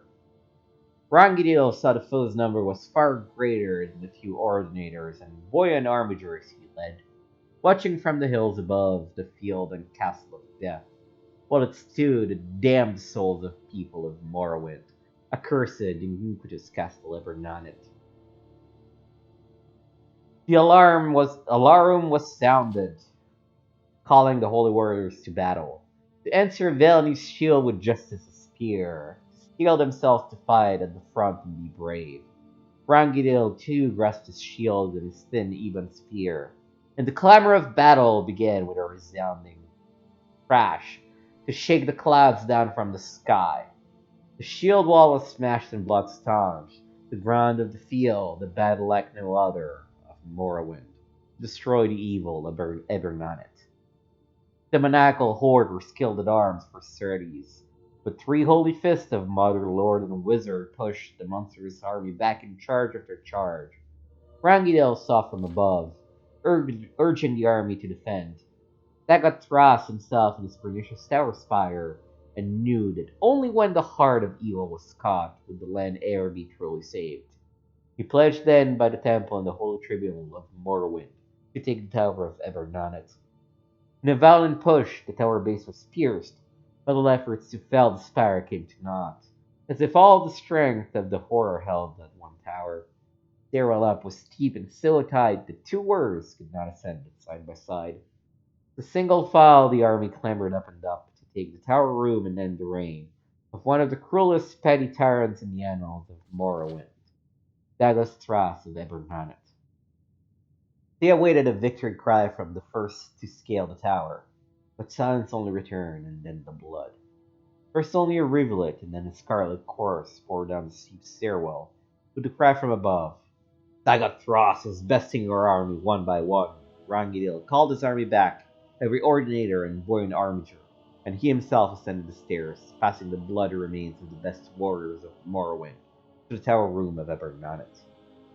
Like a raven of death on its eyrie was Dagos Thras, holding bloody shield and bloody blade at the tower room door. Every thrust of Rangidil's spear was blocked with ease. Every slash of Rangidil's blade was deflected away. Every blow of Rangidil's mace was met by the shield. Every quick arrow shot could find no purchase. For the monster's greatest power was in his dread blessing that no weapon from no warrior found in all of Morrowind past the shields of Ebernanet. As hour passed hour, Rangidil came to understand how his greatest warriors met their end with Dagot Thras. For he could exhaust them by blocking their attacks, and then, thus weakened, they were simply cut down. The villain was patient and skilled with the shield, and Rangidil felt even his own mighty arm growing numb. While Dagot Thras anticipated and blocked such cut, and Rangidil feared that without the blessing of the divine tree of Morrowind, he died in the tower of Ebernanet. But he still poured down blows as he yelled, "Fool! I am Rangidil, the prince of the true temple, and have fought in many a battle, and many a war has tried to stop my blade and has failed. For few can anticipate which blow I'm planning, and fewer, knowing that, know how to wrest the design, or have the strength to absorb all my strikes. There is no greater master of shield blocking in all of Morrowind than here in this castle Ebernanet. My foe, Dark Lord Dagot Thras, before you slay me, I beg you, tell me how you know how to block." Wickedly proud, Dagot Thras heard Rangidil's plea, and decided that before he got to the temple champion, he would deign to give him some knowledge for the afterlife, how his instinct and reflexes worked. And as he started to explain, he realized that he did not know how he did it, and watched puzzled as Rangidil delivered what the tales of Morrowind called the death blow of Ebernanet. Chikrat Mortis explains. The horror refers to the Data Prince Merunus Daga. 50 Winter suggests that the epic was written 50 years after the Siege of Ebernanet, which took place in 3rd era 150. Restless Rangidil is Rangidil Ketil, born 2nd era 803, died 3rd era 195. He was the commander of the Temple Ordinators and thrice blessed by being blessed by the Tribunal of Gods. Mother the Wizard is the Tribunal. Dagot Thras was a powerful nature worshipper of unknown origin who declared himself the heir of the Sixth House, though there is little evidence he descended from the Vernish family.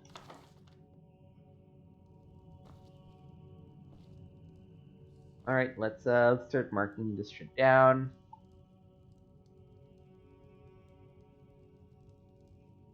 Solitude.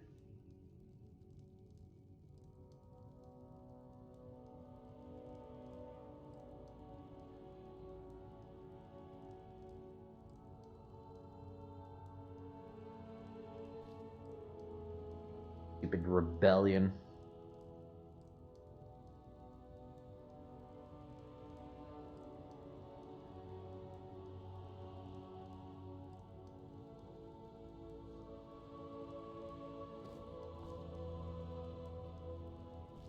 Alright.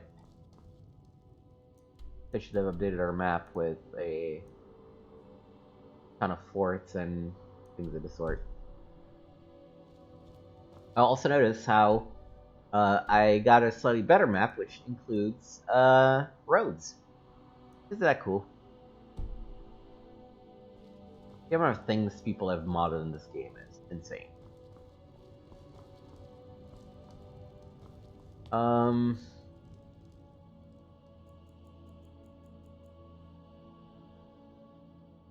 Let me just wait until the morning.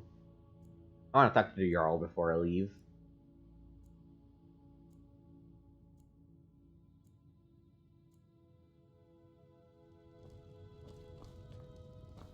I guess the Jarl is still sleeping?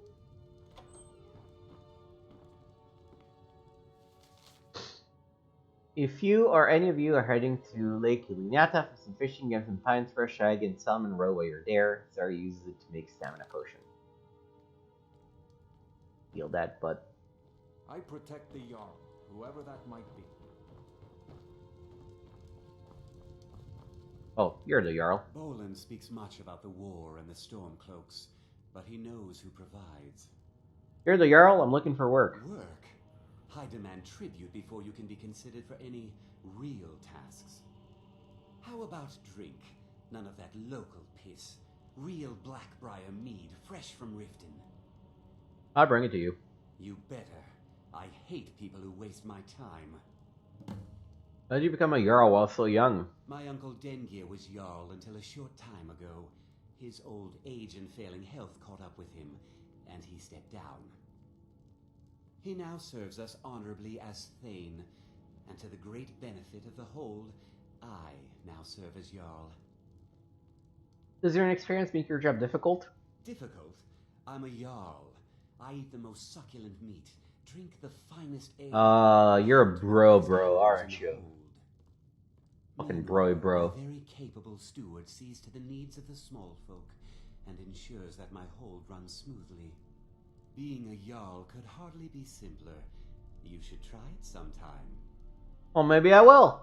Come and see me again sometime. I might have some Jackass. I just waited standing in your hall for hours. Jerk. Yo, Good, but what have you got for sale? By which I mean, are you gonna buy stuff from me? Oh, you know what? I'm realizing. See me at my forge if you need I arms or armor. should.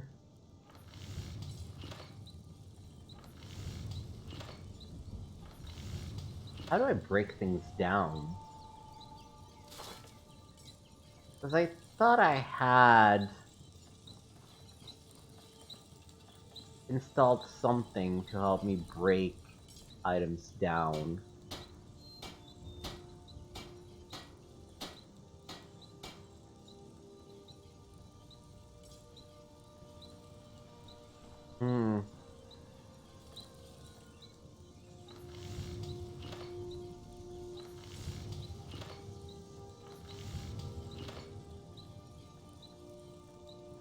Weapons, ammo, armor, jewelry, food, miscellaneous. Well, you know what? I should actually make some lockpicks.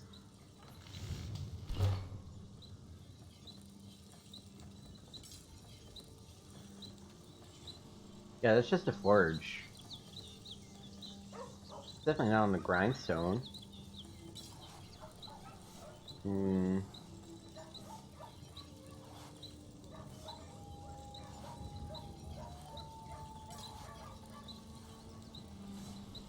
Yeah, I don't know. I'm gonna have to look into my mods. Because I thought I had installed a mod that would help me mantle things. Oh, I can't really tell which way I'm facing. No, I'm looking in the wrong direction. I'm going round.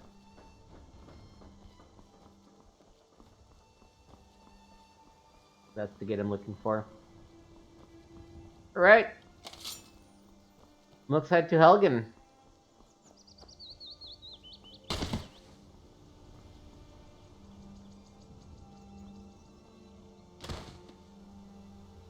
Let's roll our way to Helgen.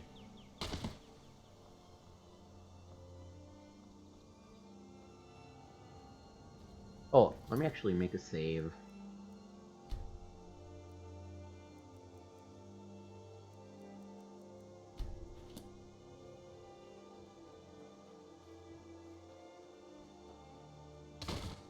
Oh.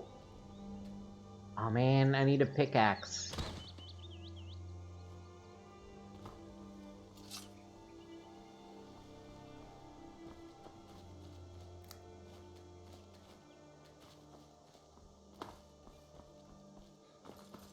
Running.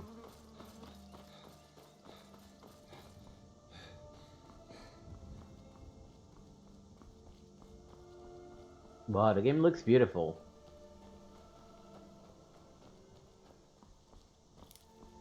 Wrong direction.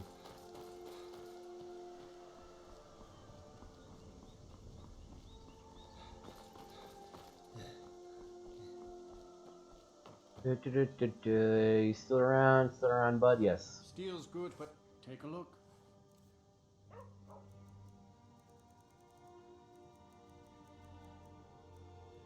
Alright, let me buy a pickaxe. Oh, it's so heavy. And what was the other thing? There's another thing that can harvest things. Whatever he sees, it doesn't look like he has it. See me at my forge if you need armor. Try not to judge Valkyrie too harshly, visitor. The war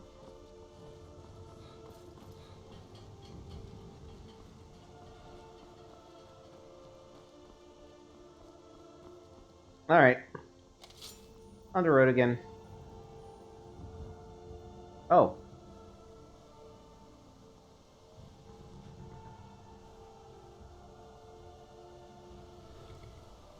Patrol is having issues. Probably due to the steepness of the hill.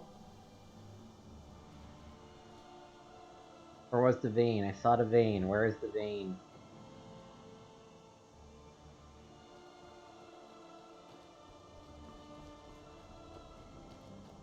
I might stick to first person until I actually find someone to fight.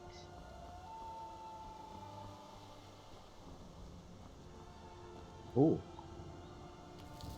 Yes, please. Maybe it was a little... No, it should have been in this overall area.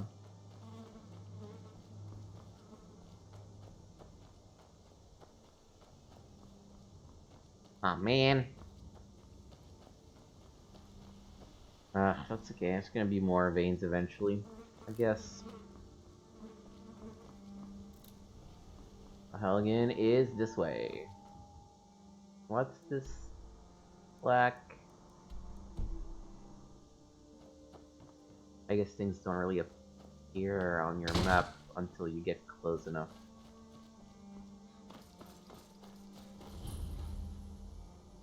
Oh.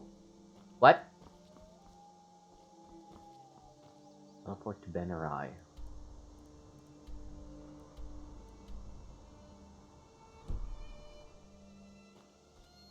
Oh.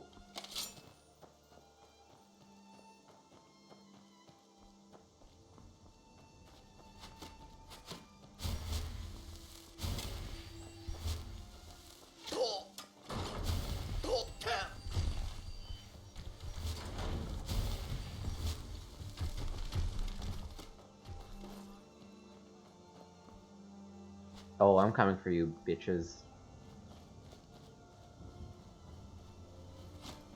Oh, no. Wrong way.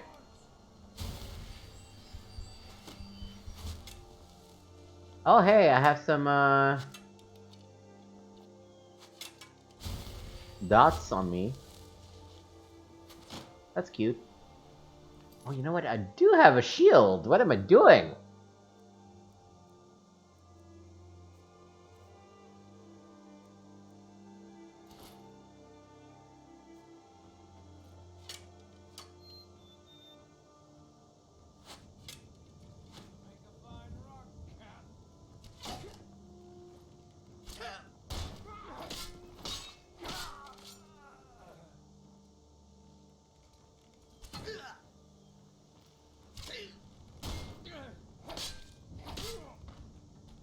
Alright. Got some gold. Oh, no, didn't want to grab the dagger. Wanted to grab the...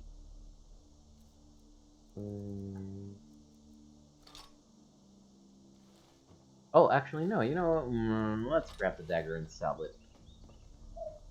Can use more money at this point.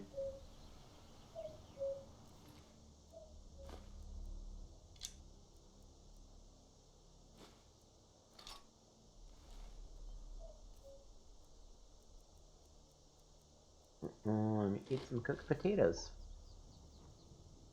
Oh, wow, I'm still... Ooh, I'm still really suffering.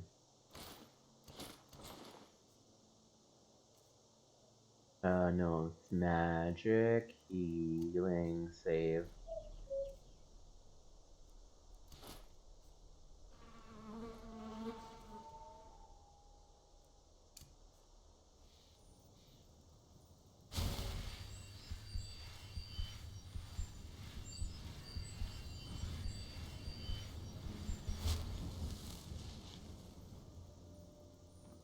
I have to say, though, I'm really glad for my ebony dagger. Kind of bow, otherwise these arrows are kind of pointless. Okay, don't care about the rune books, but a less rude song. They say the Iliac Bay is the place to barrel around without a bit of effort on, as advertised in the carol song. The tune that's sung is The West Wind Blows, and it says lovely, not wearing any clothes. Ladies singing high notes, men singing lows, implying that the most luscious depravity and complete absence of serious gravity can only be found in the witcher's cavity of Iliac Bay.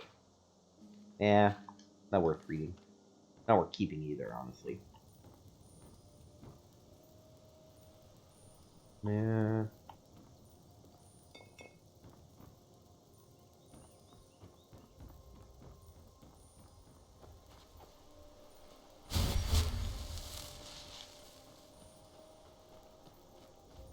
Alright. So we've taken care of these fuckers.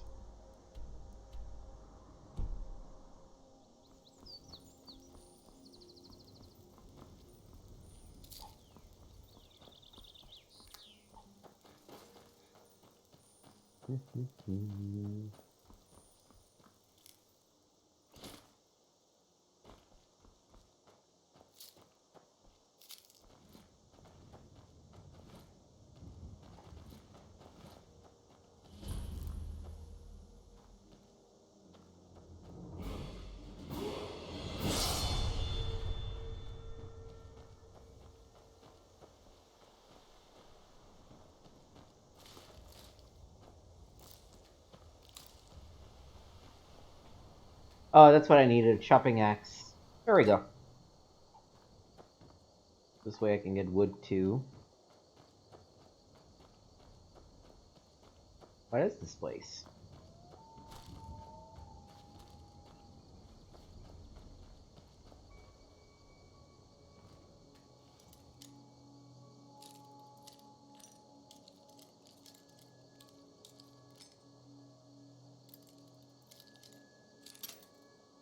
Ugh.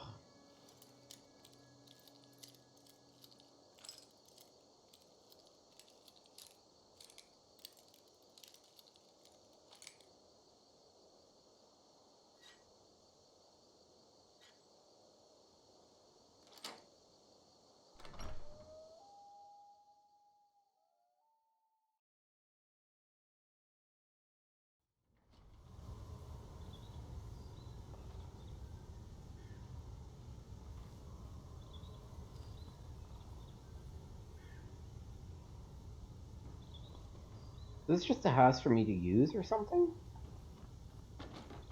Anybody downstairs? Oh. Oh, I am so dead. I am so dead.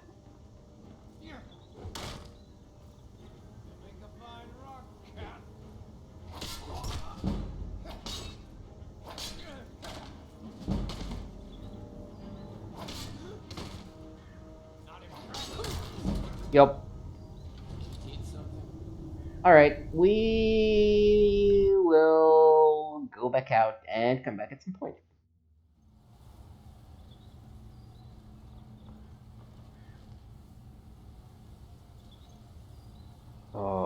I do want to read a bunch of these though.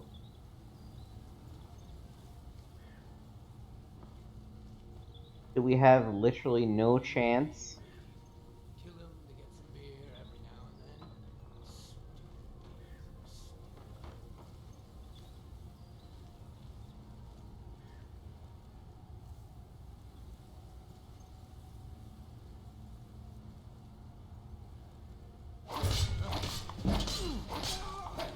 Yeah! That's right! Sneak attack for the win! I don't have anything, but at least I've cleared this place. And yeah, this whole place is mine for the taking now. Because who's gonna see me?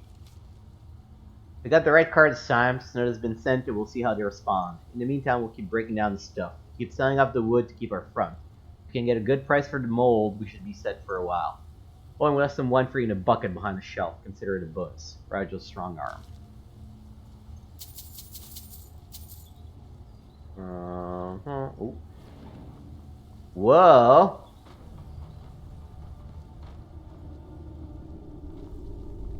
Whoa. Whoa. Whoa. I am not ready to face this thing. I have a feeling. Oh, there we go.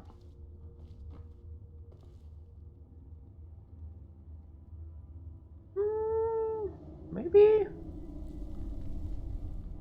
Let me make another save.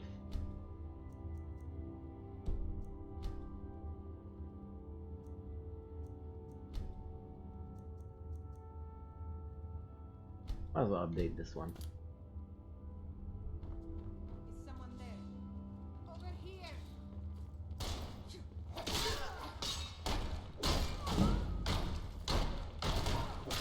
Yep, no, I am not gonna survive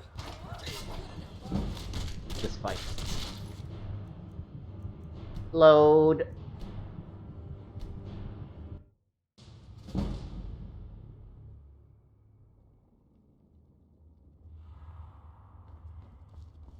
We'll be back some other time. Let's read a few things. The Red Kitchen Reader by Simiclus Quo. Though naturally modest, I must admit to some pleasure in being dubbed by our Emperor's father, the late Pelagius IV, as the finest connoisseur in Tamriel. He was also good enough to appoint me the first, and to this day the only, master of cuisine in the Imperial Court.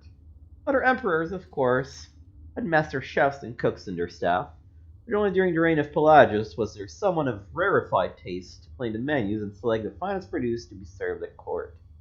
His son Uriel requested that I continue in that position, but I was forced to graciously decline the invitation because of age and poor health. This book, however, is not intended to be autobiography. I've had a great many adventures in my life as a knight of fine dining, but my intention for this book is much more specific. Many times I have been asked, what is the best thing you ever ate? The answer to that is not a simple one. Much of the pleasure of the great meal is not only in the food, it is in the setting, the company, the mood.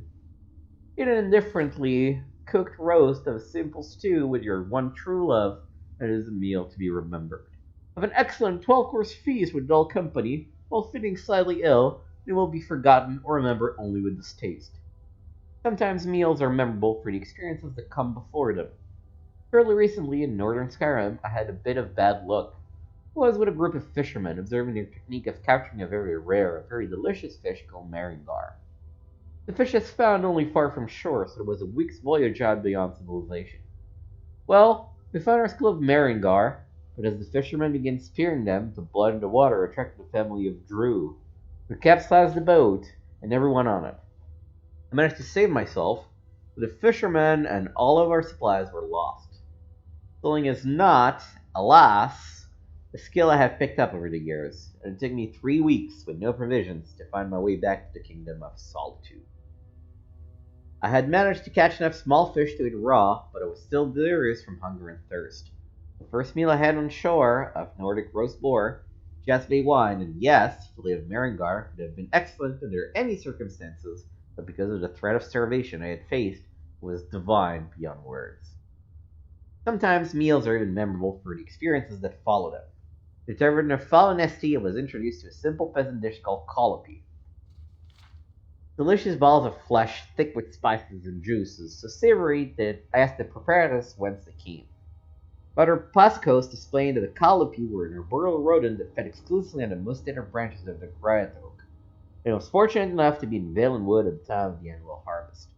I was invited to join with a small colony of Imga monkeys, while Lone could gather these succulent little mice. Because they lived only on the slenderest branches of the trees and only on the ends of those same branches, the Imga had to climb beneath them and jump up to pick the colloquy from their perches. Imga are, of course, naturally dexterous, but I was then relatively young and spry, and they let me help them. While I could never jump as high as they could with practice, I found that if I kept my head and upper body rigid and launched off the ground with a scissor-like kick, I could reach the colloquy on the lowest branches of the tree. I believe I gathered 3 colloquy myself, though with considerable effort. To this day, I salivate at the thought of colloquy, but my mind is on the image of myself and several dozen Imgas leaping around behind the shade of the great oaks. Then, of course, there are the rare meals memorable for what came before, after, and during the meal, which brings me to the finest thing I ever ate, the meal that began my lifelong obsession with excellent cuisine.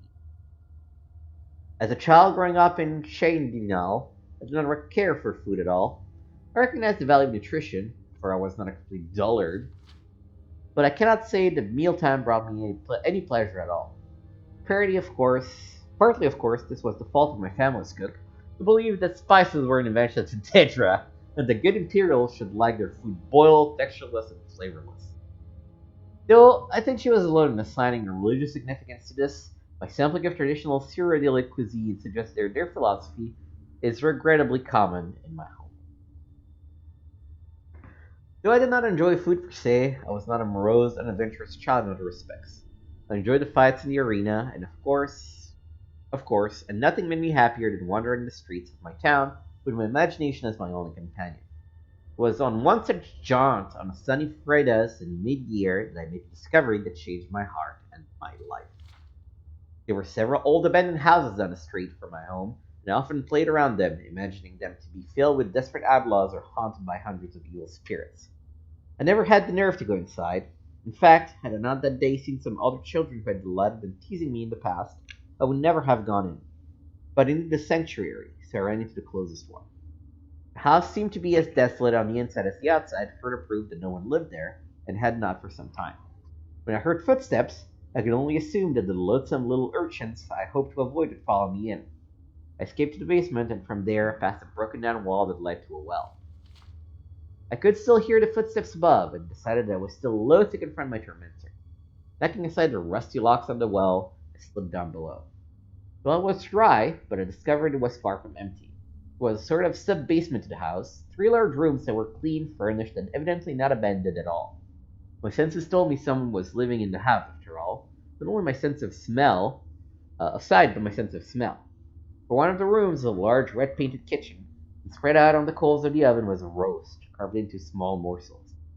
Passing a beautiful and appropriate bas-relief of a mother carving the roast for her grateful children, I beheld the kitchen and the wonders with it.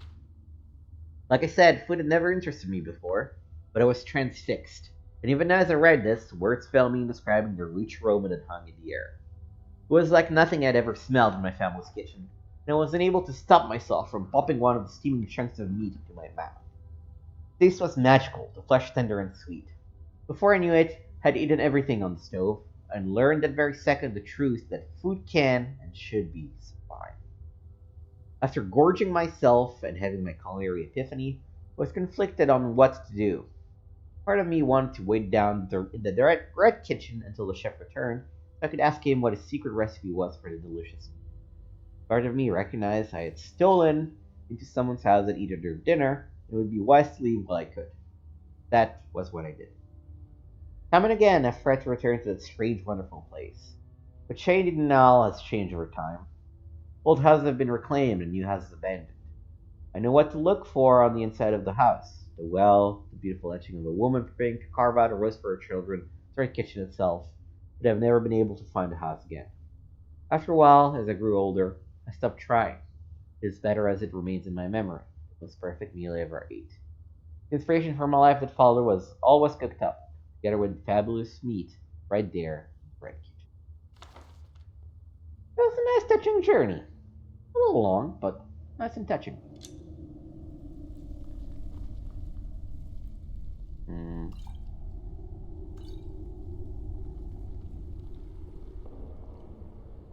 Over here. Oh shit! Damn it! Give up while you still can. No, I don't. Hmm.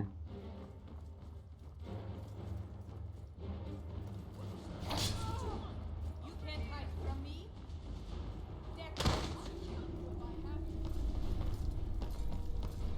What happens if I? Oh shit! Well, nothing good happens if I fall down. Oh god. Ugh.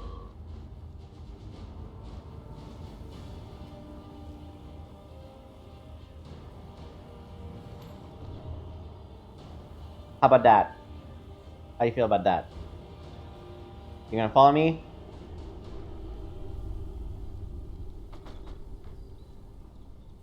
Hey, dumb bandits.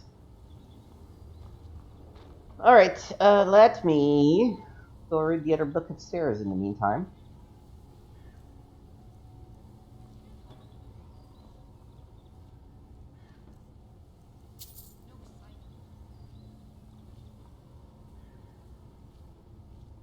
To figure out how to open the thing, I'm dead.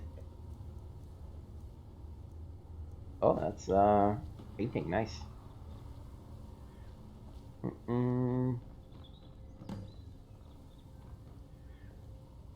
Ancestors in the Dumner. Ghosts walk among them. The departed spirits of the Dunmerry, and perhaps those of all races, persist after death. The knowledge and power of departed ancestors benefit the bloodlines of the Dunmerry houses. The bond between the living family members and immortal ancestors is partly blood, partly ritual, partly volitional. A member brought into the house through marriage binds himself through ritual, an oath into the clan, and gains communication and benefits from the clan's ancestors. However, his access to the ancestors is less than his offspring, and he retains some access to his ancestors of his own bloodline. Family Shrine. Each residence is a family shrine. In poorer homes, it may not be no more than a hearth or alcove where family relics are displayed and venerated. In wealthy homes, a room is set aside for the use of the ancestors. The shrine is called the Waiting Door and represents the door to oblivion. Here, the family members pay their respect to their ancestors through sacrifice and prayer, through oaths sworn upon duties, and through reports of the affairs of the family. In return, the family may receive information, training, and blessing from the family's ancestors. The ancestors are thus the protectors of the home and especially the precincts of the Waiting Door. The Ghost Fence. It is the family's most solemn duty to make sure their ancestors' remains are interred properly in a city of the dead such as Necrom. Here the spirits draw comfort from one another against the chill of the mortal world. However, as a sign of great honor and sacrifice, an ancestor may grant that part of his remains be retained to serve as part of the Ghost Fence, protecting the clan's shrine and family precinct. Such an arrangement is often part of family members' will, that a knucklebone shall be saved out of his remains and incorporated with solemn magic and ceremony into the clan Ghost Fence. In more exceptional cases, an entire skeleton or even a preserved corpse may be bound into a Ghost Fence.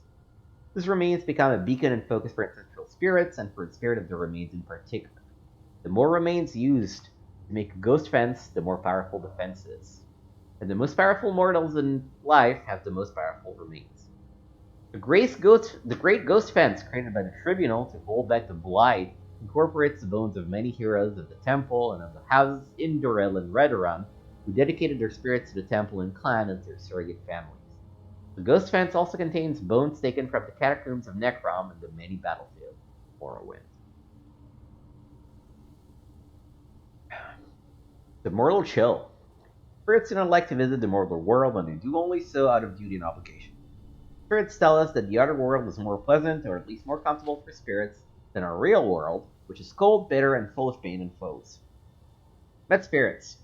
Spirits that are forced to remain in our world against their will may become mad spirits or ghosts. Some spirits are bound to this world because of some terrible circumstance of their death, or because some powerful emotional bond to a person, place, or thing. These are called hauntings. Some spirits are captured and bound to enchanted items by wizards. If the binding is involuntary, the spirit usually goes mad. A willing spirit may or may not retain its sanity depending on the strength of the spirit and the wisdom of the enchanter. Some spirits are bound against their will to protect family shrines. Some pleasant fate is reserved for those who have not served the family faithfully in life. Beautiful and honorable ancestral spirits often aid in the capture and binding of wayward spirits. These spirits usually go mad and make terrifying guardians. They are ritually prevented from harming mortals or their clans, but that does not necessarily discourage them from mischievous or peevish behavior. They are exceedingly dangerous for intruders. At the same time, if an intruder can penetrate the spirit's madness and play upon the spirit's resentment of his own clan, the angry spirits may be manipulated. Oblivion. The existence of oblivion is acknowledged by all Tamriel cultures, but there is little agreement on the nature of that other world, other than it's the place where the Idra and Daedra live, and the communication and travel are possible between this world and oblivion through magic and ritual. The Dunmer do not emphasize the distinction between this world and oblivion as they do the human cultures of Tamriel. They regard our world and the other world as a whole, with many paths from one end to the other, rather than two separate worlds of different natures and forms. This philosophical viewpoint may account for the greater affinity of elves for magic and its practices. Further use of Dunmer ancestor worship and spirit magic. The Altmeri and Bossmeri culture also venerate their ancestor, but only by respecting the orderly and blissful passage of these spirits from this world to the next. That is, Wood Elves and Eye Elves believes that it is cruel and unnatural to encourage spirits of the dead to linger in our world. Even more grotesque and repugnant is the display of the bodily remains of ancestors in ghost fences and ash pits. The presentation of finger bones in a family shrine, for example, is sacrilegious to the Bosmer, who are dead, and barbaric to the Altmer, who interred are dead. The human culture of Tamriel are ignorant and fearful of dark elves and their culture, considering them to be inhuman and evil, like orcs and Argonians, but more sophisticated. The human population of Tamriel associate Dunmeri ancestor worship and spirit magic with necromancy.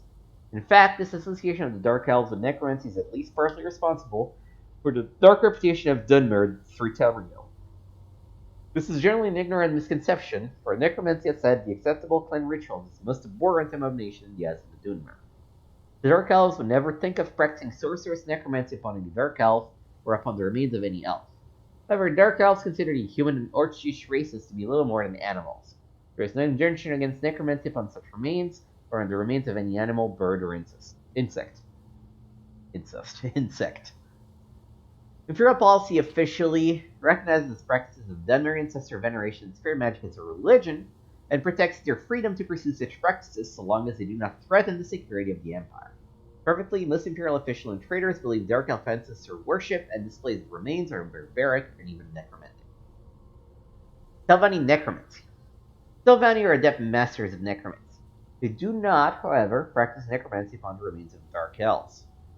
Saint Telvanni regards such practices with loathing and righteous anger. They do practice necromancy upon the remains of animals and upon the remains of human, orcs, and Argonians, who are technically no more than animals in Morrowind. Publisher's note. The book was written by an unknown scholar as a guide for foreign visitors to Morrowind shortly after the armistice was signed. Many of these practices have since fallen into disfavor. The most obvious changes are those regarding the practice of necromancy and the Great Ghost Fence. Dunmer today regard necromancy upon any of the accepted priests as an abomination. The Ghost Fence has forced many changes in practice of ancestor worship, with the vast majority of ancestors remain going to strengthen the Great Ghost Fence around the mountain of Dagoth-Ur. There are very few clan ghost fences in Morrowind. The temple discourages such practices among the houses as selfish. The upkeep of family tombs with private waiting doors is also fallen into disfavor, as very few remains have been buried in these tombs and shrines since the armistice. In recent years, most Dunmer have venerated a small portion of their ancestors' remains kept in the local temple. The Song of Pledinel, Volume 8, on his revelation on the death of Alesh. Editor's note: Volume 1 through 6 are taken from the so-called Rema manuscript located in the Imperial Library. It is a transcription of older fragments collected by an unknown scholar of the early Second Era. Beyond this, little is known of the original source of these fragments, some of which appear to be from the same period, perhaps even from the same manuscript. But as no scholarly consensus exists on leaving these 6 fragments, no opinions will be offered here. And left you gathers, seen you with my other half, who will bring light thereby to that mortal idea that brings the gods greatest joy, that is freedom, which even the heavens naturally know, which is why our Father D, in those first days, before convention, to which we echoed, let us earthly mans. Let us not take you up. We will show our true faces, which eat one another in amnesia each age. That was confusing.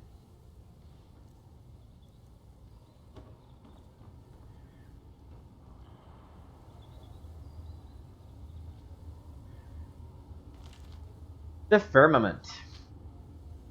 Stars of Tamriel are divided into 13 constellations. 3 of them are the major constellation known as the Guardians. These are the Warrior, the Mage, and the Thief. Each of the Guardians protects the 3 charges from the 13 constellation Serpent. When the sun rises near one of the constellations, it is the constellation's season. Each constellation has a season of approximately 1 month. The Serpent has no season, for it moves about in the heavens, usually threatening one of the other constellations. The Warrior. The Warrior is the first Guardian constellation, and he protects its chargers during their seasons. The Warrior's own seasons is the last seed, when strength is needed for the harvest. His chargers are the Lady, the Steed, and the Lord. Those born under the sign of the Warrior are skilled under weapons of all kinds, but prone to short tempers. The Mage is the Guardian constellation whose season is Rain's Hands, when Magicka was first used by man. Chargers are the Apprentice, the Golem, and the Ritual. Those born under the Mage have more Magicka in town for all kinds of spellcasting, but are often arrogant and absent-minded. The Thief is the last Guardian constellation, and her season is the darkest month of the evening star. Her chargers are the Lover, the Shadow, and the Tower.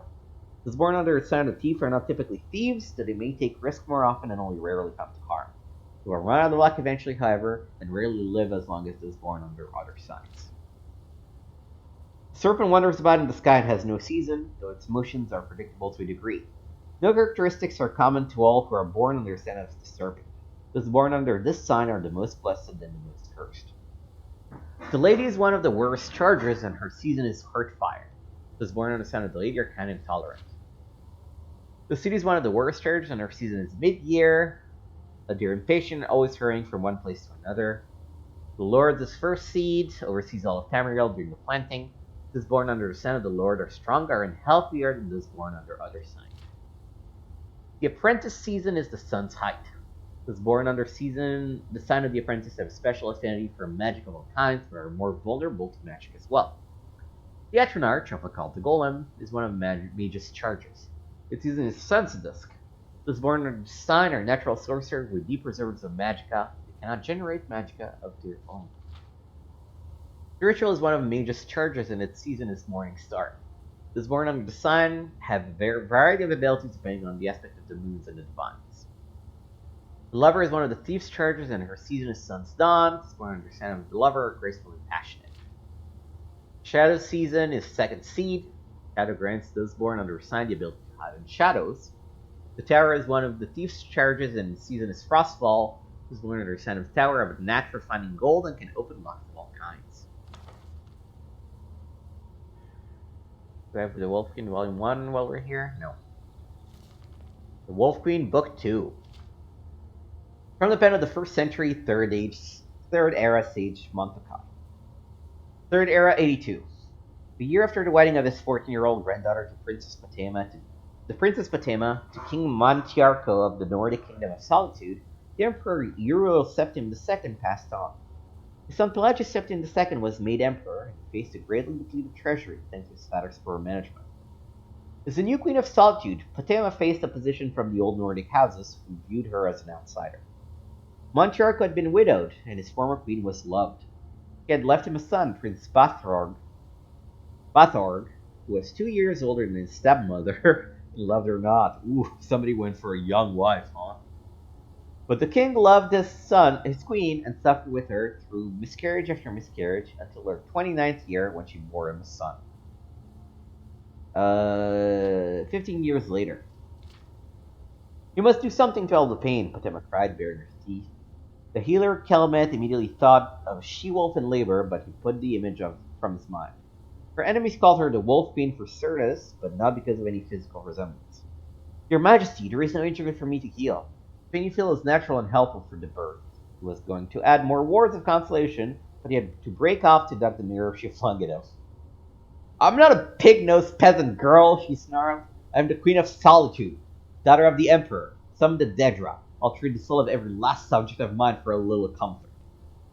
My lady, said the healer nervously, drawing the curtains and blotting out the cold morning sun. It is not wise to make such offers even in jest.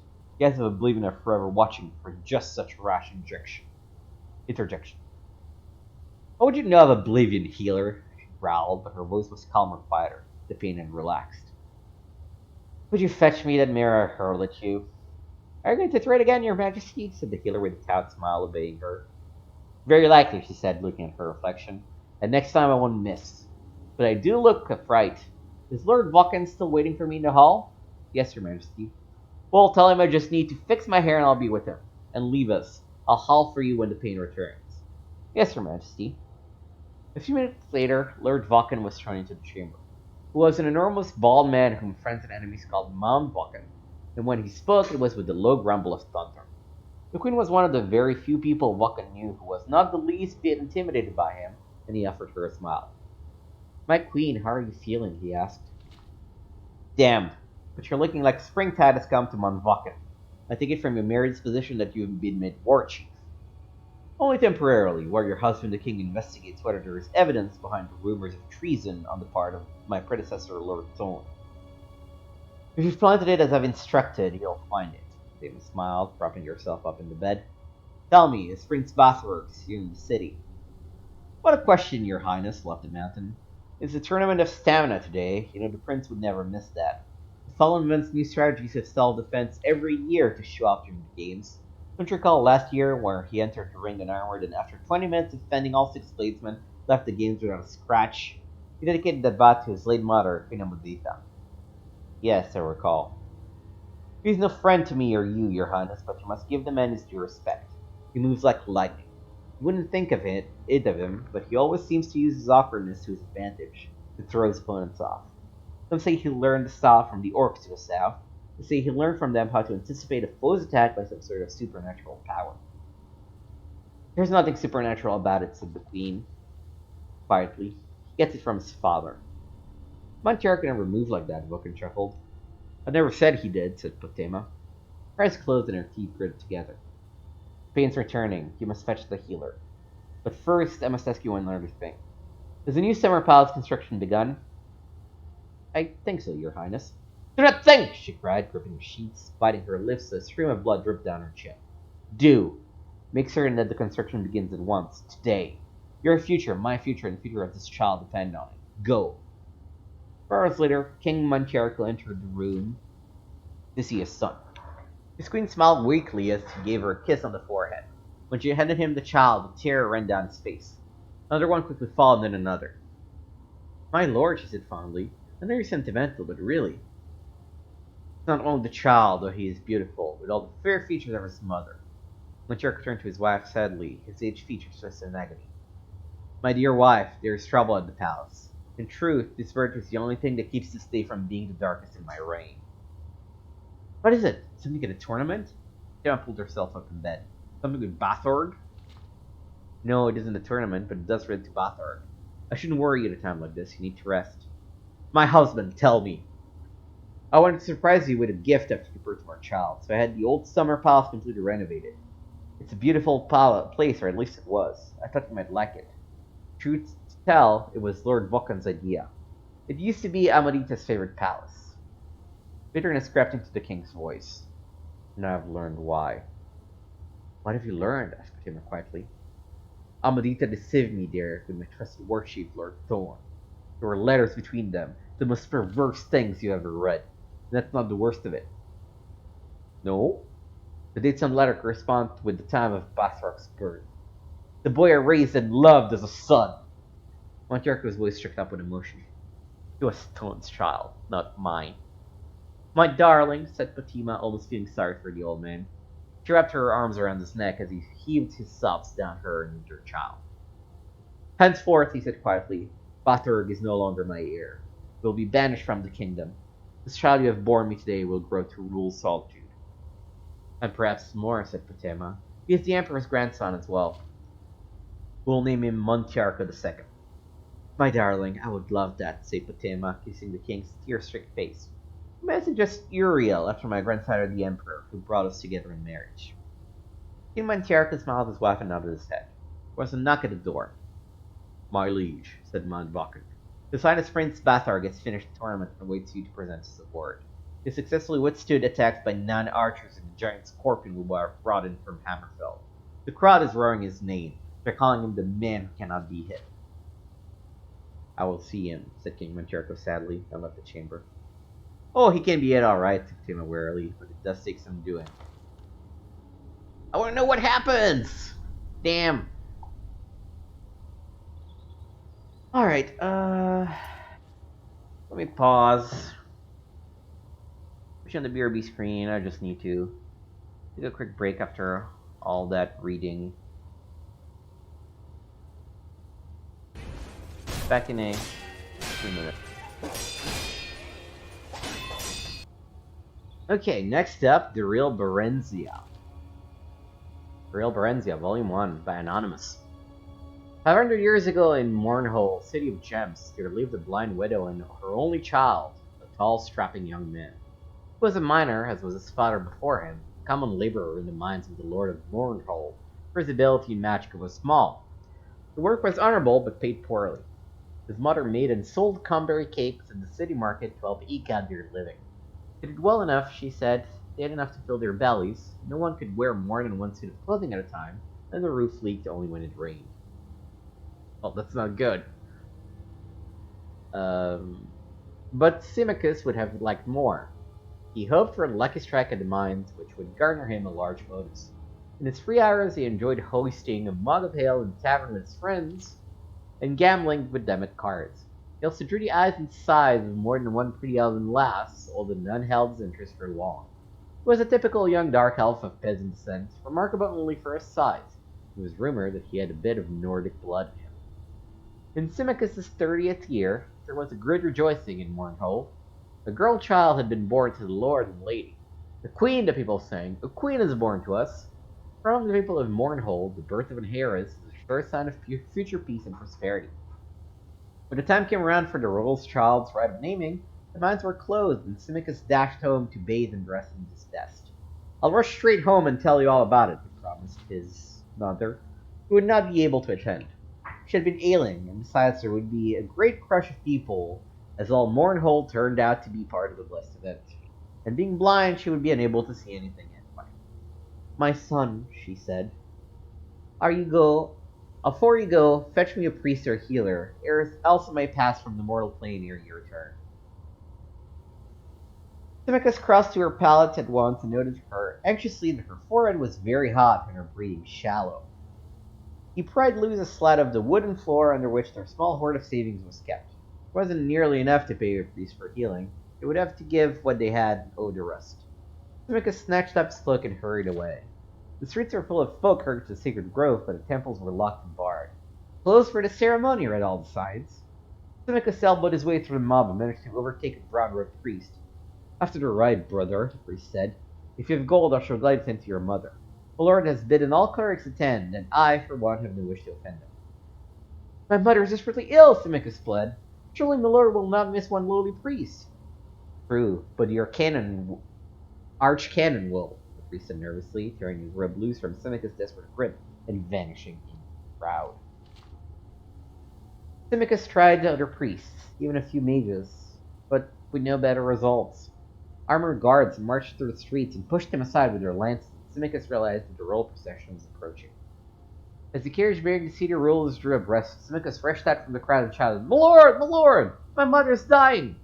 I forbid her to do so on this glorious night, the lord shouted, laughing and scattering coin into the throng. Symmachus was close enough to smell one of his royal breath. On the other side of the carriage, his lady clutched the babe to her breast, and stared slit-eyed at Symmachus, her nostrils flared in disdain. Guards, she cried, remove this oath. Offenses Symmachus, who was beaten and left dazed by the side of the road. Symmachus, head aching, followed in the wake of the crowd and witnessed the rite of naming from the top of the hill. He could see the brown-robed clerics and blue-robed mages gathered near the high-born folk far below Berenzia. Berenzia. The name came dimly to Symmachus' ear. The high priest lifted the swaddled babe and proffered her to the twin moons on either side of the horizon. June rising, Jode setting. Behold the Lady Berenzia. Behold the land of born to the land of Mournhold. Grant her thy blessings and thy counsel, ye kind gods, that she may ever rule well over Mournhold, its kin and its wheel, its kith and its ilk. Bless her, bless her! All the people intoned along with their lord and lady, hand up praise. Only Symmachus stood silent, head bowed, knowing in his heart that his dear mother was gone. And in silence he swore a mighty oath, that he should be his lord's babe, and in vengeance for his mother's needless death, the child Berenzia he should have for his own bride, and that his own mother's grandchildren should be born to rule over Mournhold. After the ceremony, he watched impassively as the royal procession returned to the palace. He saw the priest to whom it first spoken. The man came gladly enough now in return for the gold Symmachus had, and a promise of more afterward. They found his mother dead. First sat and tucked the pouch of gold coins away. I'm sorry, brother. It's alright, you can forget the rest of the gold. There's aught I can do here. Likely. Give me back my money! Symmachus snarled. You've done naught to earn it. He lifted his right arm threateningly. The priest backed away, about to utter a curse, but Symmachus struck him across the face before more than 3 words had left his mouth. He went on heavily, striking his head sharply on one of the stones that formed the fire pit. He died instantly. Symmachus snatched up the gold and fled the city. As he ran, he muttered one word over and over, like a sorcerer's chant. Berenzia, he said. Berenzia, Berenzia. Berenzia stood on one of the balconies of the palace, staring down into the courtyard where soldiers milled, dazzling in their armor. Presently they formed into ordered ranks and cheered as their parents, the lord and Rayleigh, emerged from the palace, clad from head to toe in ebony armor, long purple-dyed fur cloaks flowing behind. Splendidly caparisoned, shining black horses were brought for them, and they mounted and rode to the courtyard gates and turned to salute her. Berenzia, they cried. Berenzia, our beloved. Farewell. The little girl blinked back tears and waved one hand bravely. Her favorite stuffed animal, a great wolf cub she called Woofen, clutched her breast with the other. She had never parted from her parents before and had no idea what it meant, save that there was war in the west and the name Taber Septim was on everyone's lips, spoken in hate and dread. Berenzia, the soldier cried, lifting their lance and swords and bow. Then her dear parents turned and rode away, knights trailing in their wake, until the courtyard was empty. Sometime after came a day when Berenzia was shaken awake by her nurse, dressed hurriedly and borne from the palace. All she could remember of that dreadful time was seeing a huge shadow with burning eyes filling the sky. It was passed from hand to hand. Foreign soldiers appeared, disappeared, and sometimes reappeared. Her nurse vanished and was replaced by strangers, some more strange than others. There were days, and it may have been weeks, of travel. One morning she awoke to step out of the coach into a cold palace, with a large grey stone castle amid empty, endless grey-green hills, covered patchily with grey-white snow. Clutched Woofen to her breasts in both hands and stood blinking and shivering in the grey dawn, something very small and very dark in all this endless space. Endless grey-white space. She and Hannah, a brown-skinned, black-haired maid who had been traveling with her for several days, went inside the keep. A large grey-white woman with icy grey-golden hair was standing by a hearth in one of the rooms. She stared at Berenzia with dreadful, bright blue eyes. She's very black, isn't she? The woman remarked to Hannah. I've never seen a dark elf before. Don't know much about them myself, m'lady, Hannah said. This one's got red hair and a temper for match, I can tell you that. Take care, she bites and works. I'll soon turn her out of that, the other woman sniffed. What's that filthy thing she's got? Ugh. The woman snatched Woofen away and threw him into the blazing hearth. Berenzia shrieked and would have flung herself after him, but was held back despite her attempts to bite and claw at her captors. Poor Woofen was reduced to a tiny heap of charred ash. Berenzia grew like a weed transplanted to a Skyrim garden, a ward of Count Sven and his wife, the Lady Inga. Outwardly, that is, she thrived, but always there was a cold and empty place within. I've raised her as my own daughter, Lady Inga was wont to sigh as she said gossiping when neighboring ladies came to visit. But she's a dark elf, what can you expect?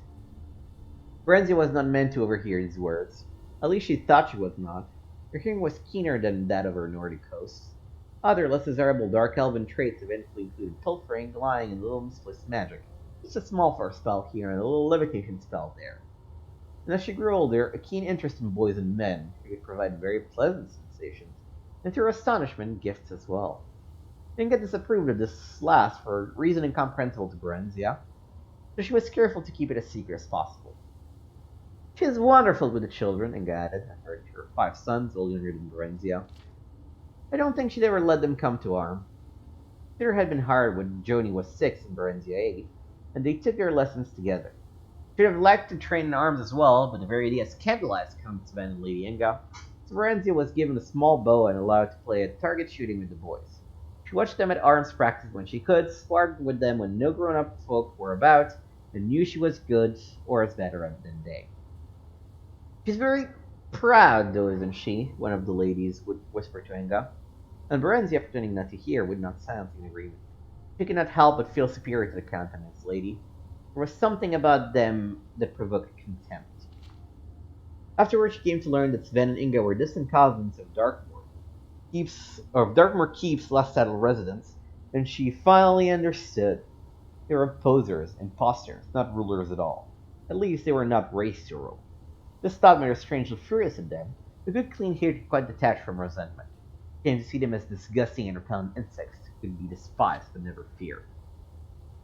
Once a month, a courier came from the Emperor, bringing a small bag of gold from Sven and Inga and a large bag of bread mushroom for Morrowind for Berenzia, her favorite treat. On these occasions, she was always made to look presentable, or at least as presentable as a skinny dark elf could be made to look in Inga's eyes, before being summoned into the courier's presence for a brief interview. Some couriers seldom came twice, but all of them looked her over much in the same way as a farmer would look over a hog he is ready to market. In the spring of her 16th year, Berenzia thought the courier looked as if she were at last ready for market. Upon reflection, she decided she did not wish to be marketed. Stable boy, Straw, a big muscular blond lad, clumsy, gentle, affectionate, and rather simple, had been urging her to run off for some weeks now.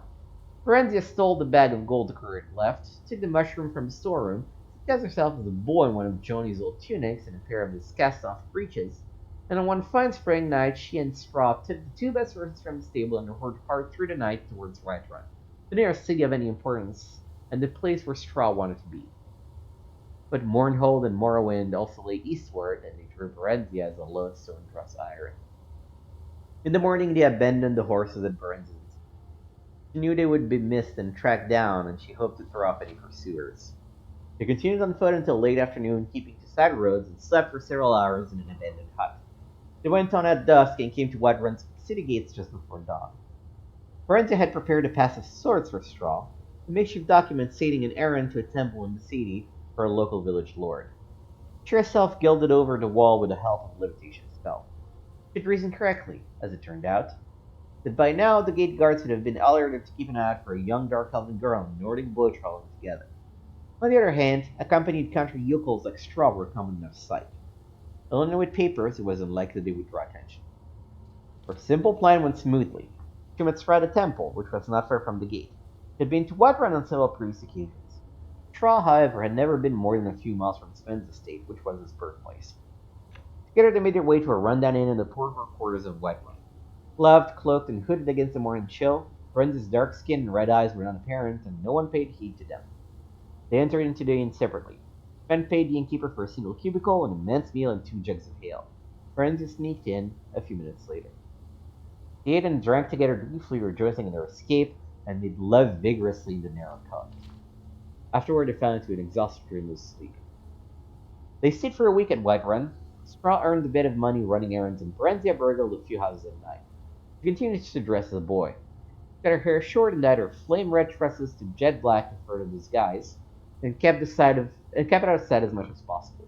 There were very few white elves in Whiterun. One day Straw got them work as temporary guards for a merchant caravan traveling east. The one-armed sergeant looked over her dubiously.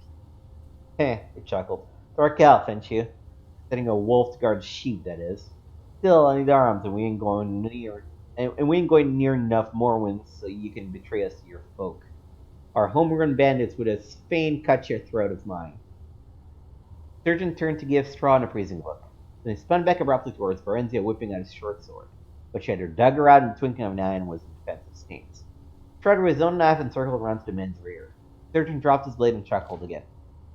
Not bad, kids, not bad. How are you with your bow, Dark Elf? Berenzia demonstrated her prowess briefly. Aye, not bad at all. And y'all keen of eye by night, boy, and of hearing tall times. The trusty Dark Elf makes as good a fighting man as any could ask for. I know. I served under Symmachus himself before I lost this arm and got invalided out of the Emperor's army. If we could betray them, I know folk could pay well, Strauss said later as they bedded down for their last night at a ramshackle lodge. We're of them ourselves. They're very rich, those merchants are, Barry. Berenzia laughed. But what would we do with so much money? And besides, we need their protection for traveling quite as much as they need ours. We could buy a little farm, you and me, Barry, and settle down all nice like. Peasant! Berenzia thought scornfully. If I was a peasant of harbor, nothing but peasantry. All she said was, not here, Straw. We're too close to Darkmoor still. We'll have other chances further east. The caravan went on as far east as Sungard. The Emperor Tiber stepped in the first had done much in the way of building relatively safe and regularly patrolled highways, but the tolls were steep, and this particular caravan kept to the side roads as much as possible to avoid them. To expose them to the hazards of wasted robbers, split humans, and orchards, and roving brigands of bands of various races. But such were the perils of trade and profit. They had two such encounters with Urge in Sungard, an ambush which Berenzia's keen ears warned them of in plenty of time, an ambush which Berenzia's keen ears warned them of in plenty of time for them to circle about and surprise the lurkers, and a night attack by a mixed band of Khajiit humans and wood elves. The latter were skilled band, and even Berenzia did not hear them sneaking up in time to give much warning. This time the fighting was fierce. The attackers were driven off, but two of the caravan's other guards were slain and Strahd got a nasty cut on his thigh before he and Berenzia managed to gash his Khajiit assailant throat. Berenzia rather enjoyed the life. The guerrilla sergeant had taken a liking to her, and she spent most of her evening sitting around the campfire, listening to his tales of camping in Morrowind with Tiber Septim and General Symmachus. Symmachus had been made general after Mernhold fell, the sergeant said. He's a fine soldier boy, Symmachus is. But there was more soldiery involved in that Morrowind business, if you take my meaning. But, well, you know all about that aspect. No, I don't remember, Burns said, trying to sound nonchalant. I lived most of my life in Skyrim. My mother married a Skyrim man. They're both dead, though. Tell me, what happened to Lord and Lady of Monrold? Surgeon shrugged. I never heard. That aspect. There was a lot of fighting before the armistice got signed. Pretty quiet now. It would be too quiet. Like a calm before a storm. Hey boy, you going back there? Maybe, Miranda said. The truth was that she was drawn irresistibly to Morrowind, and Mournhold like a moth to a burning house. Trough sensed it and was unhappy about it. Was unhappy anyway, since they could not bed together, as she was supposed to be a boy. Miranda rather missed it too, but not as much as Strahd did, seemingly. Surgeon wanted them to sign on for the return trip, but gave them a bonus nonetheless when they returned to Alpha Down and parchments of recommendation. She wanted to settle down permanently near Sungard, but Berenzia insisted on continuing their travels east. I'm the Queen of Mournhold by rights, she said, unsure whether it was true, or was it just a daydream she had made up as a lot to rule her child. I want to go home. I need to go home. That at least, was true. After a few weeks, they managed to get places in another caravan heading east. By early winter, they were at Riften and nearing the Morrowind border. But the weather had grown severe as the day passed, and they were told no merchant caravans would be setting forth till mid-spring. Berenzia stood on top of the city walls and stared across the deep gorge that separated Riften from the snow-clad mountains, mountain wall guarding Morrowind beyond. Very, Strauss said gently. Mournhold's a long way off yet, nearly as far as we've come already. And the lands between are wild, full of wolves and bandits and orcs and still worse creatures. We'll have to wait for spring. There's Silgar Tower, Barry said, referring to the dark elven township that had grown up around an ancient minaret guarding the border between Skyrim and Morrowind. The British guard won't let me across, Barry. They're crack Imperial troops. They can be bribed. If you go alone. I won't try and stop you, but what will you do? Silgar's Tower is full of Imperial soldiers. Will you become a washing woman for them, or camp follower? No, Burns said slowly, thoughtfully. Actually, the idea was not entirely unappealing. She was sure she could earn her modest living by sleeping with soldiers. She'd had a few adventures of that sort as they crossed Skyrim, when she'd dressed as a woman and slipped away from Straw.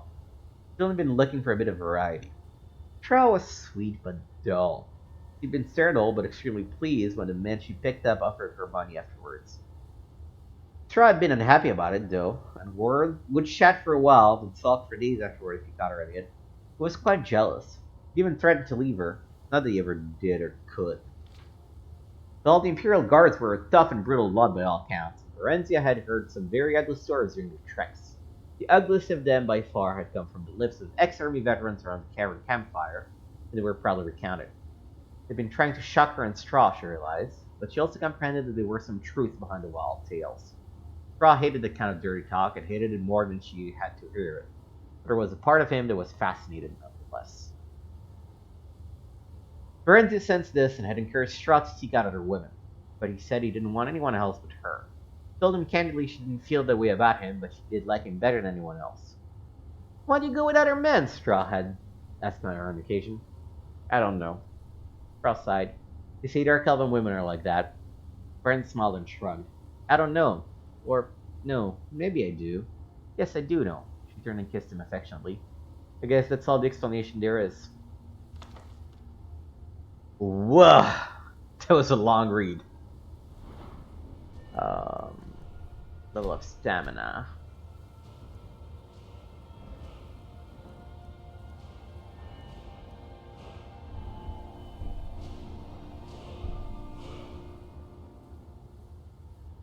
Ooh, requires 90.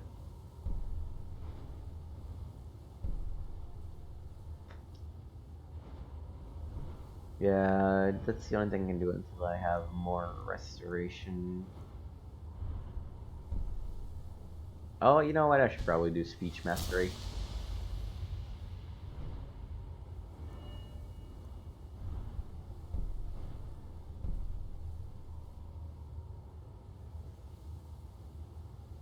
Oh. That's an interesting kind of thing. What does Bear Trap do? Oh, that's cute.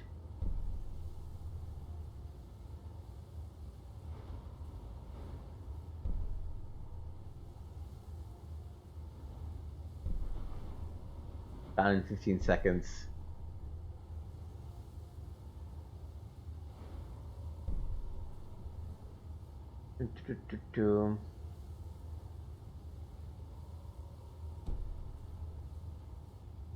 Nightingales, fact or fiction? Mention the nightingales when a thief wears a salt and he left in your face. He'll tell you the supposed avengers of the Major Lord Eternal are nothing but fictional characters who live nowhere else, but with tales designed to scare young footpads into doing what they're told. So are they fictional or simply misunderstood? Well, it's true that most scholars would scoff at the notion of a holy sect appearing within the normally unethical and unorganized rabble that is the Thieves' Guild. Evidence suggests that such a group existed at one time within the borders of Skyrim. 120 years before the publication of the Stone, a corpse was discovered wearing a strange suit of armor that was described as forged in midnight. The tattered armor bore a crest of some sort, the symbol of a bird embracing a circle of undetailed blackness. The remains and the armor was taken to the College of Winterhold for study, but mysteriously vanished only a day after it had arrived. The crest from this armor was circulated around Skyrim for years, but identification proved almost impossible. Then the most unlikely of sources, a prisoner incarcerated within the miles of Markars, claimed that it was the mark of a group of thieves who called themselves the Nightingales. When pressed for more information, the prisoner claimed that the Nightingales were warriors of Nocturnal and performed their bidding without question. He claims the source was someone he knew within the Thieves' Guild of Skyrim, but he refused to identify them by name, so his story was dismissed. The second piece of evidence pointing to the existence of the Nightingales exists to this day just outside of Riften. Discovered at the terminus of a short pathway off the main road stands a stone of an unidentified blackened material.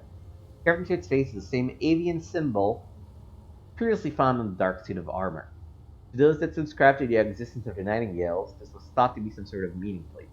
To others, the symbol was once again dismissed as a hoax or simply a diversion created by the Thieves' Guild. Final and most controversial sample of evidence is a passage found scrawled on the inside of a cell wall in Whiterun. It had previously been occupied by Domnir Limlorthus, who was incarcerated for murder and was set for execution. After the deed was performed and Lorthus' cell was examined, the following was found etched into one of the stone blocks. "Take my hand, Lady Nocturnal, as it's my will to serve you. As a nightingale, I'm born anew. Let my past echo our triumph." This is the first and only time that a solid connection between Nocturnal and the Nightingale has been made. The unusual nature of passage, the religious connotation towards nocturnal made by a career criminal, kept discussion lively for years regarding the possibility of the group actually existing. Sadly, since not a single piece of evidence beyond this has surfaced to date, this exciting discovery faded into obscurity and the debate subsided. With these scant samples of evidence, conclusions are difficult to formulate. All we're left with are more questions than answers. Can religion and theory coexist? Does the Daedric Lord Nocturnal have active agents from Skyrim with a no doubt nefarious purpose? Does the Thieves Guild have extensive knowledge of nightingales, but it remains sworn to secrecy? Perhaps one day the answer to these questions will be revealed, but at present it falls to you, the reader, to decide whether the nightingales are fact or merely fiction. Mysterious Akavir. Akavir means Dragonland.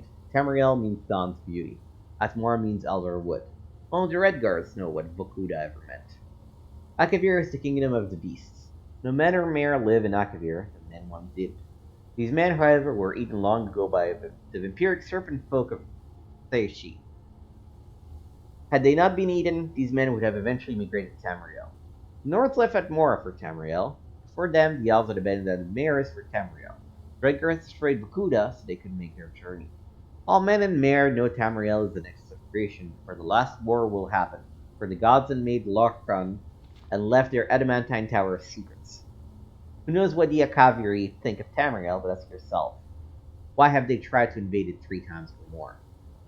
There are 4 major nations of Akavir: Kamal, Seishi, Tangmo, and Kapotun. While they are not busy trying to invade Tamriel, they are fighting with each other. Kamal is snow hell. Humans live there, army of them. Every summer they thaw out and invade Tangmo, but the brave monkey folk always drive them away. Once Adasum Dir Kamal, a king among demons, attempted to conquer Morrowind, but all Malexia and the Under King destroyed him at Red Mountain. Seishi is Snake Palace, once the strongest power in Akavir before the Tiger Dragon came. Serpent folk ate all the men of Akavir a long time ago, but they still kind of look like them. They are tall, beautiful, frightening, covered in golden scales and immortal. They enslave the goblins of the surrounding isle, who provide labor and fresh blood. The holdings of Seishi are widespread. When natives of Tamriel think of the Akaviri, they think of the Serpent Folk, because one ruled the Cyrillic Empire for 400 years in the previous era. It was Potentate Versidu Shae, assassinated by the Morak tongue. Tangmo is a 1,000-monkey island. There are many breeds of monkey folk, and they are all kind, brave, and simple, and many are also very crazy. They can raise armies when they must, for all of the other Akaviri nations have, at one time or another, tried to enslave them.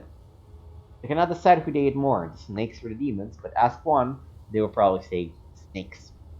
The once bitter enemies, the monkey folk, are now allies with the tiger folk of Kapotun. Kapotun is a tiger dragon empire. The cat folk here are ruled by the divine goddess Toshkanaka, the tiger dragon. They are now a very great empire, stronger than Seishi, though not at sea. After the serpent folk ate all the men, they tried to eat all the dragons. They managed to enslave the red dragons, but the black ones had fled to Denpo-tu. The war was raged, which left both the cats and the snakes weak, the dragons all dead. Since that time, the cat folk have tried to become the dragons. Toshraka is the first to succeed. He is the largest dragon in the world, orange and black, and has very many new ideas. First, Toshraka says, is that we kill the vampire snake.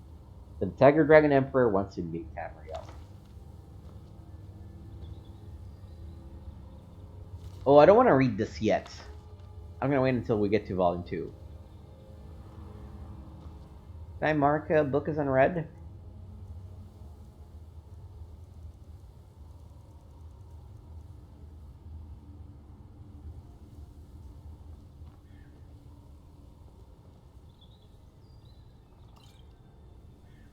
Ocean. Alright, and after that very long story time, where we learned a lot about the lore, we've all been warned about trying to break into a treasure room, but Morris didn't think it was serious. Now he's dead. You've all had your cut of the take already. If I catch any of you done the liquor trying to break in again and won't let the traps kill you, I'll do it myself.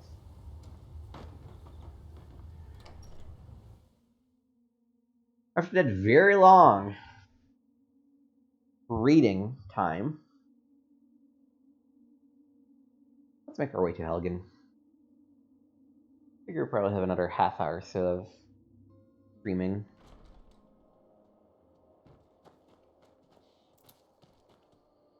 I doing? Wait, wait. Yeah, 4.5. Not good. Yeah, we just keep going.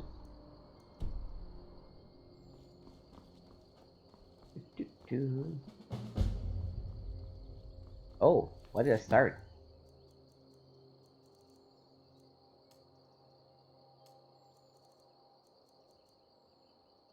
Encountered a strange assailant on the road. Perhaps there will be clues to the attack on his body. Oh.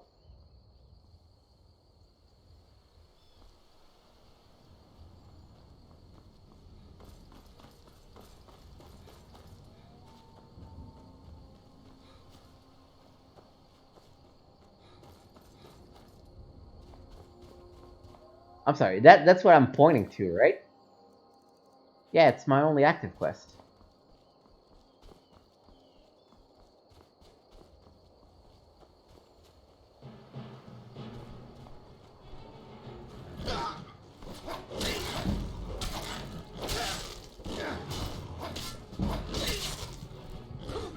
Good lord.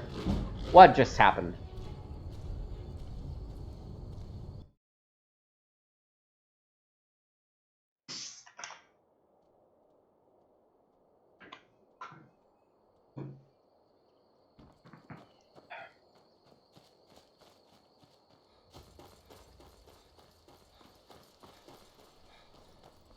Take this and hold on to it.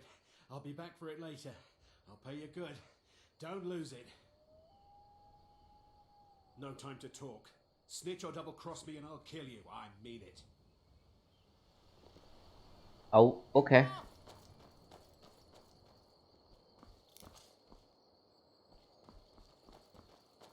Did you see someone run past just now?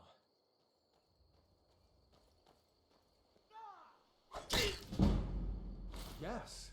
How did you get there? I'm going to track down that thief. Murder him. True Nords never back down. I'll make you pay.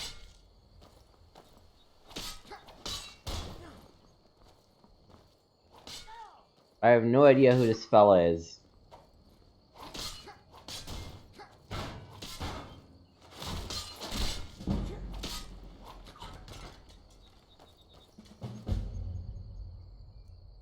Oh, I guess it's the guy that was supposed to attack me.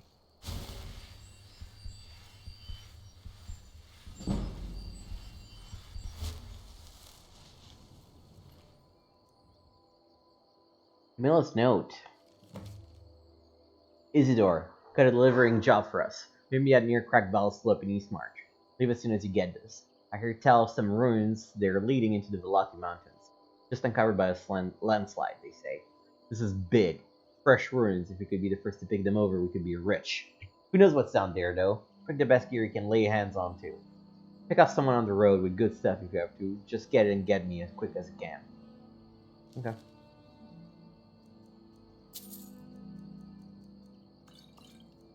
Pick for potions.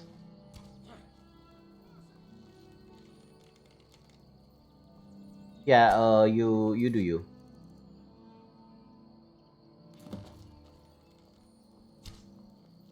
Start to keep the note, I guess. Yeah.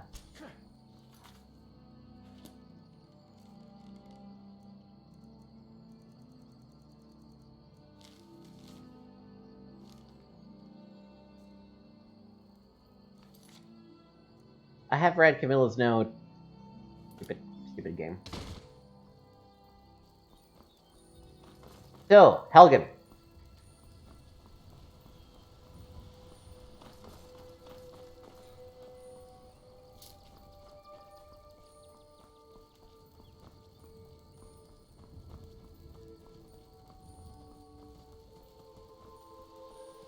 I honestly don't know why that guy was just like, hey, here, take this armor, don't say anything. I'm like, what? No. I'm not getting into this.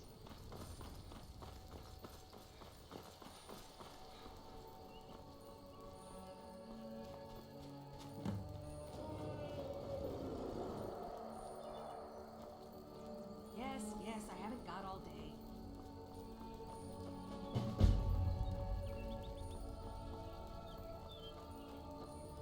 All some shit has happened here, huh?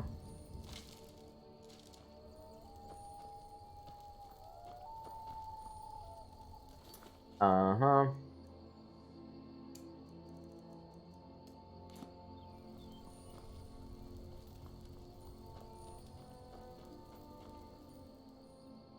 Map. On the other side of this thing somehow. Guess I just run through the house.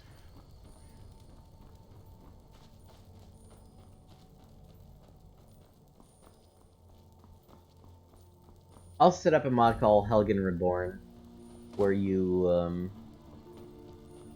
by doing a bunch of quests, kind of rebuilds the settlement.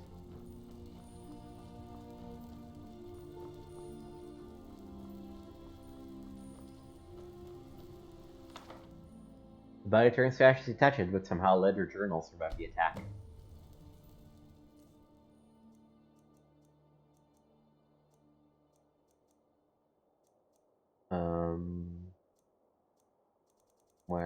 Why didn't it? Where is it?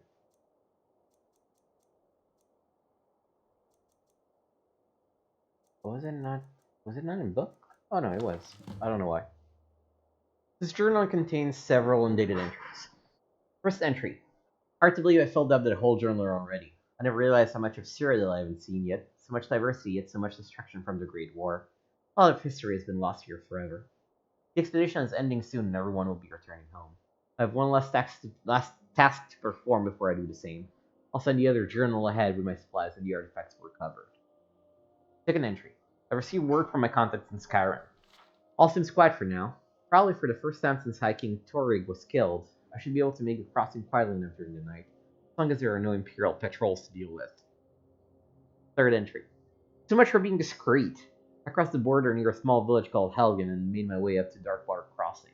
Unfortunately, I can't get back to my camp now because the air is filled with Imperial patrols.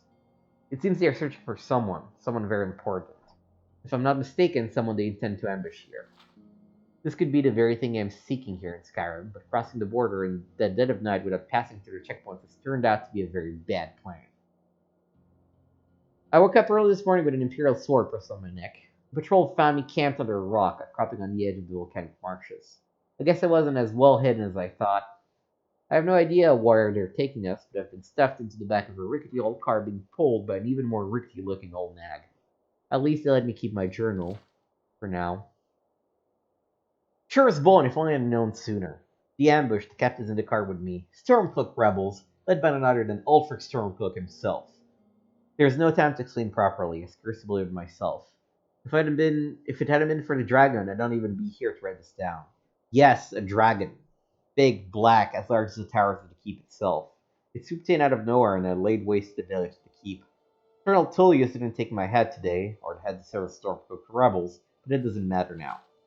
Advar and Karloff set aside their differences to help the survivors. They went into lower keep hours ago. Something about caves in the back entrance. I don't think they're coming back. I'll have to see if I can get out of the city and down to Riverwood. Someone needs to warn them. This building won't remain standing for much longer. Still can't believe it. A dragon, straight out of the legends. Nobody back home will ever believe me.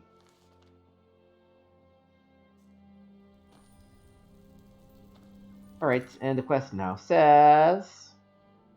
investigate the cave mentioned or warn the residents of Riverwood.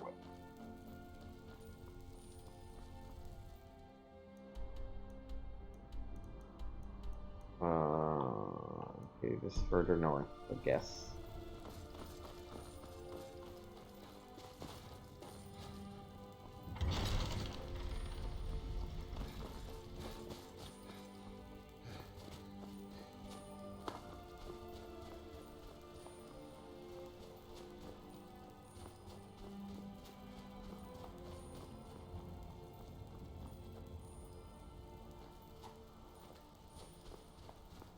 Like, since we were so close to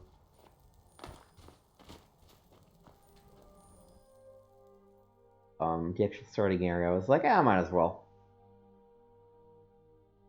There are other things that kind of slow down the pace anyway. funny. I don't think I've ever gone through escape from this side.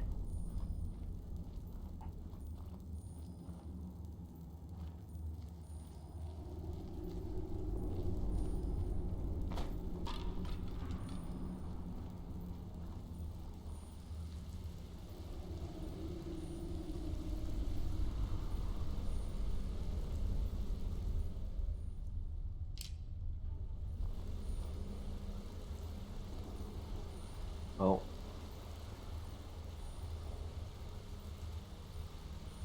Oh, you detected me. Okay. What are you doing back here?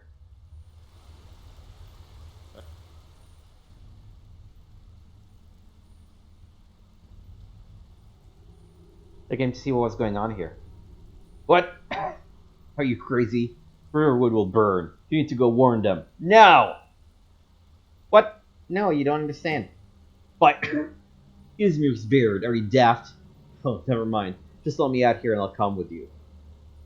Find me a healing potion. I'm too banged up to go much of anywhere right now.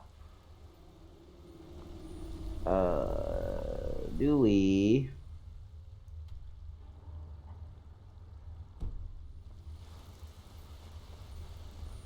Do I have a weak one? Yeah, that's fine. I can give him that. Do you have the potion yet? Yes, I have one right here. I knew I could count on you. Ah, it's better. Thank you, friend. Look out! Priest Talos, that was close. We best get out of here.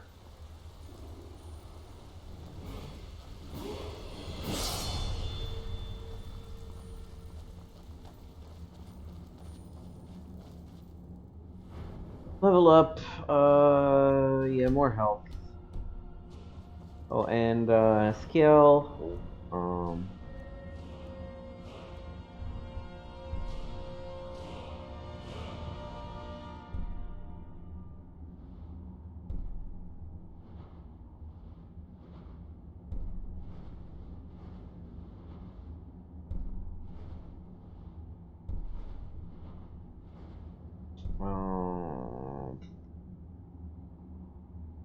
Yeah, let's just do that.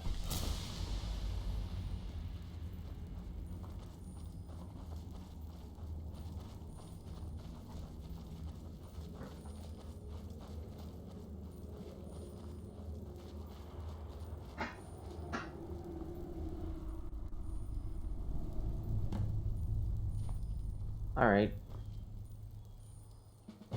There he goes. Looks like he's gone for good this time. No way to know if anyone else made it out alive. But this place is going to be swarming with Imperials soon enough. We better clear out of here. My sister, Gerda, runs the mill in Riverwood, just up the road. I'm sure she'd help you out. It's probably best if we split up. Good luck. I wouldn't have made it without your help today. I was like, I don't remember this dialogue, and it's because, well, I never actually listened to this dialogue because I always side with the Imperials. Said this before, I'm gonna repeat it. We are 100% siding with the Imperials in Civil War. You should go to Windhelm and join the fight to free Skyrim. Yeah, fuck no. I've seen the true face of the Empire here. You're a bunch of racists. I'm a Khajiit. You're a bunch of racists. Come on.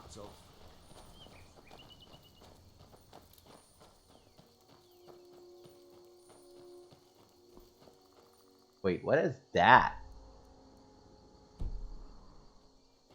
It looks cool. Valkyrie, Riverwood. This way.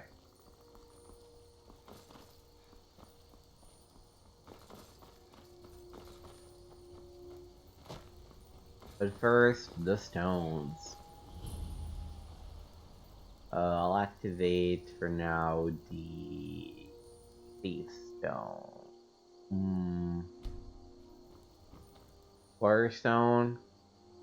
No, I probably actually need the Mage Stone.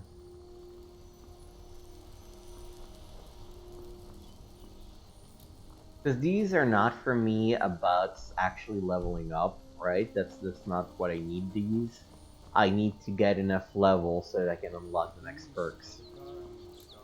Yeah, I know all about them. I read all about them. I'm not traveling with you. Fuck you.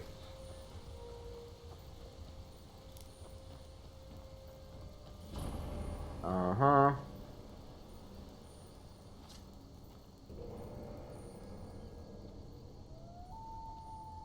You picked a bad time to get low.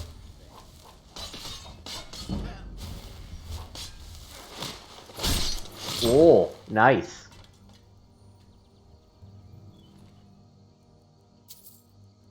Alright.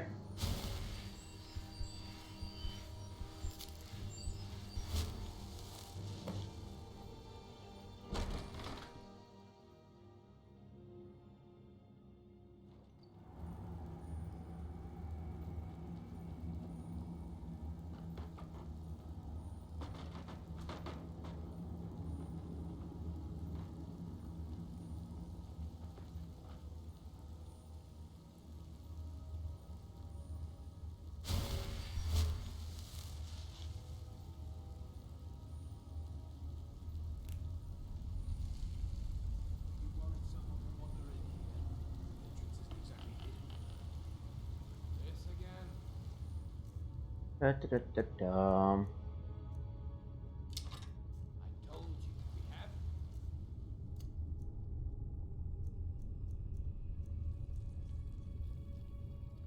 I might as well use my still arrows for. Standing guard out there. Don't forget the rock trap. Stop your worrying and get some rest. Especially now that I don't want you dozing off again.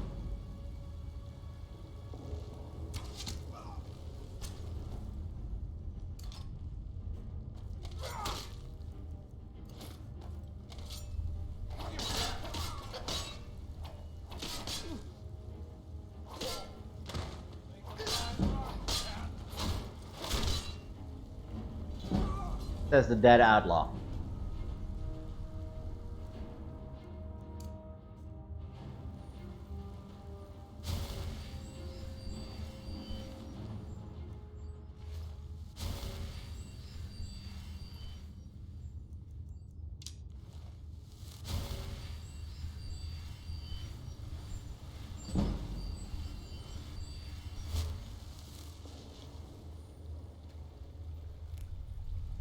Right.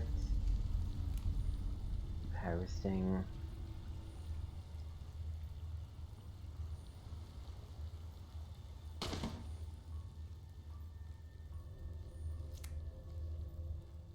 Oh, journal. Ember Shard Miner. I've been working down here for days now. It's not the time to get me. That's getting me through. Wait. It's not the time that's getting me. That's getting. It's not the time that's getting to me, though. It's these tunnels. I've told countless times now to add extra support to the weak sections of tunnel. If only we had more of those wooden beams that we reinforced with bronze bottoms. Honestly, if I hear the earth shift one more time above my head, I'll be so stressed I may stop drinking for good. I mean, what's a Nord without his mead? Thank you for your purse.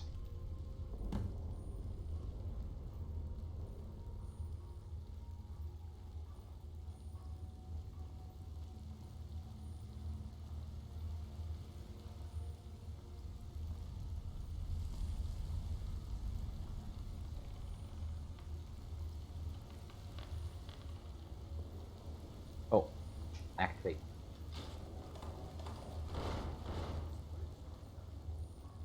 Good old Ember Shard mine.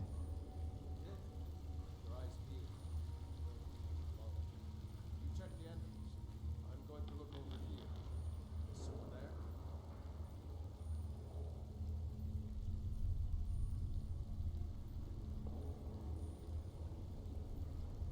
Anybody there?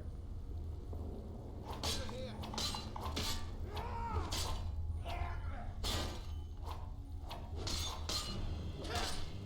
If I don't lock on.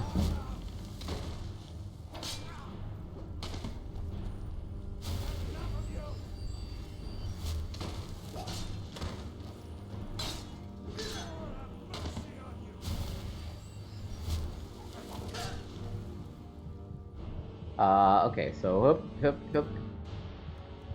Oh, you got potions. Let me also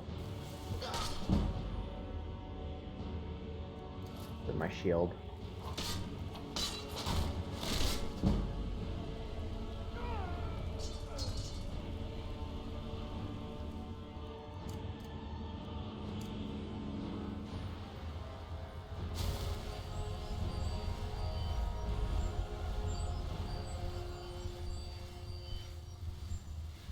I don't know how well the third-person combat is actually going, to be perfectly honest.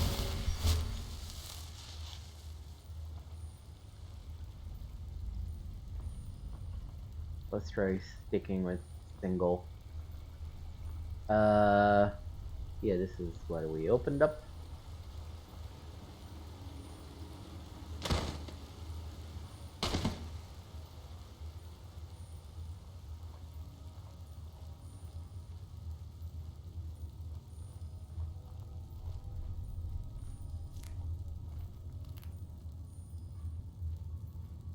Picked a bad time to get lost. Well, then I get lost, but...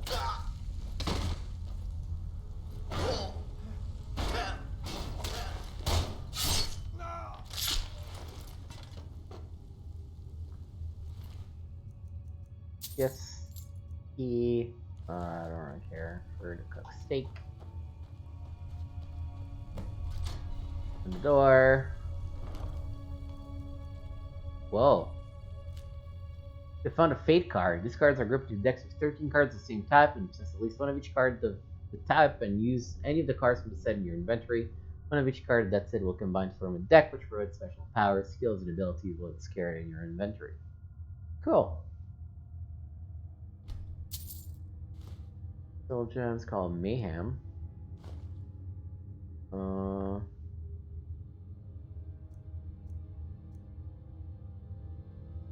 Cool. Yeah, I'll take all that. Ooh. Ballstone. Clairvoyance.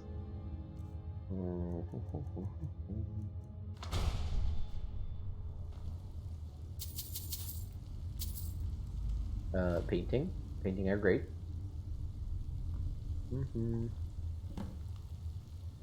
Have to find someone to sell them to.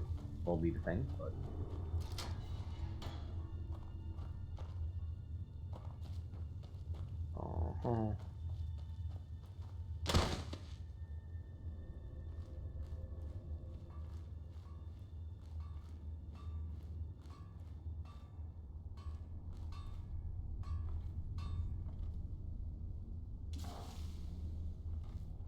Able to sneak up on the orc.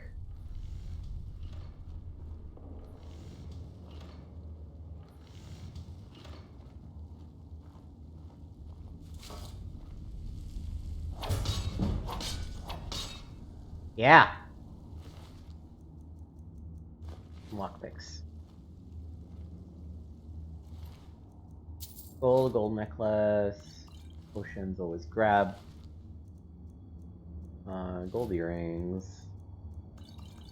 Let's grab potions and steel arrow.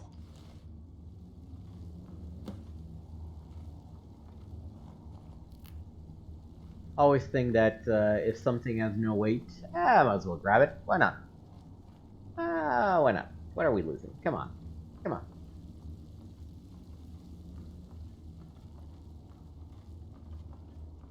I have to say, I'm really digging the sneak attack thing. I never... Oh, no. Don't want to take that bucket.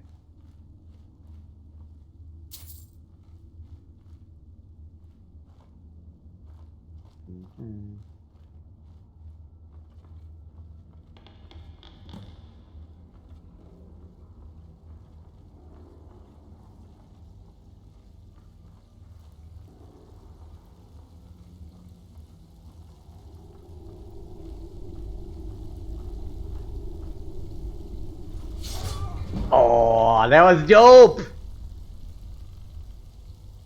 That was dope. Is the Imperial bow better than my bow?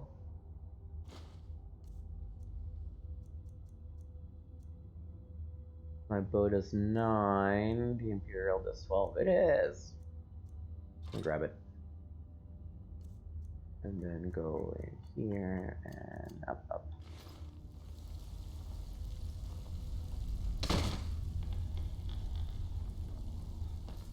Oh, shit. I'd completely not seen you.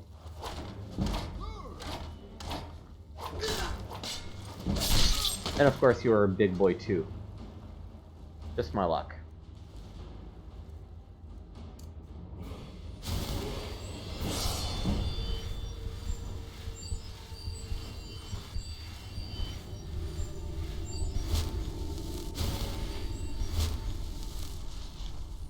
Anything? Yep, plenty of coins. Garnet, ruby, amethyst. Yeah, damn. What's in the chest? Ooh, gold, ingot.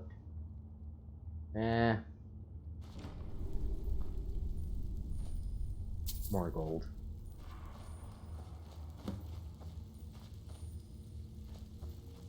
Khajiit loves gold.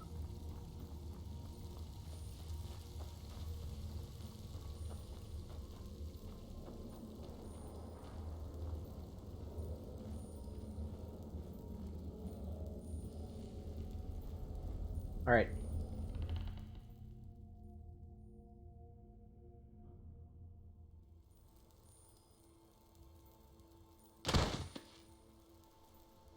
So we cleared it, right? Yep.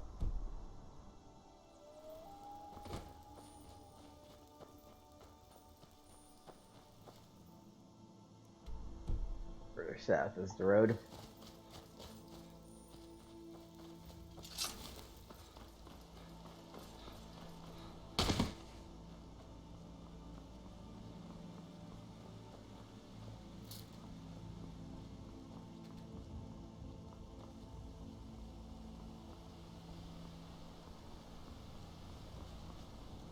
I've been looking for you. Got something I'm supposed to deliver. Your hands only. Okay. Let's see here. Looks like that's it. Got to go. Riches beyond imagining. I found these words inscribed in ancient dwarven ruins in the Reach. I believe they mark the entrance to a forgotten city. My brother went in a few days ago and hasn't returned. I need someone I can count on to go in after him and bring him back alive. I've heard great things about you, which is why I'm asking for your help. I'll be waiting for you in the ruins. Please hurry. And remember, riches beyond imagining. Cassia.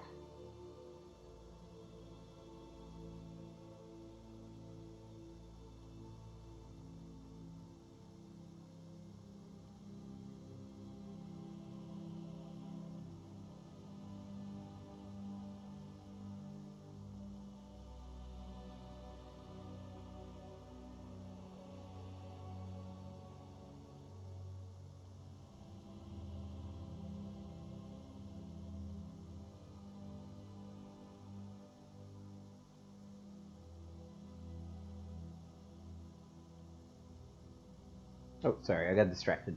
Yeah, no, that's, okay. I don't know why you heard of me, because I haven't really done jack shit yet, but... Someone, please help. A group of necromancers are experimenting with conjuring zombies using ancient dangerous magic, which I fear will have unintended and irreversible consequences.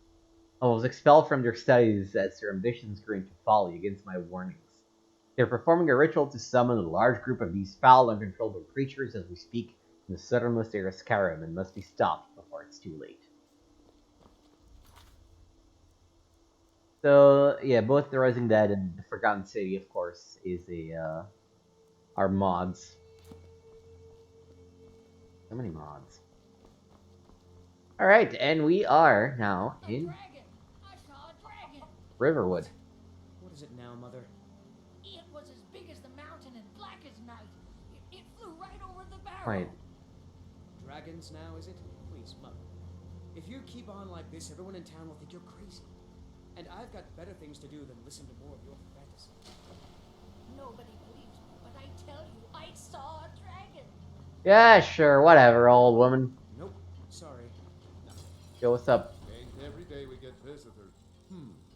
plates, helmets, pretty much anything to suit your needs. What are you willing to buy from me is the question.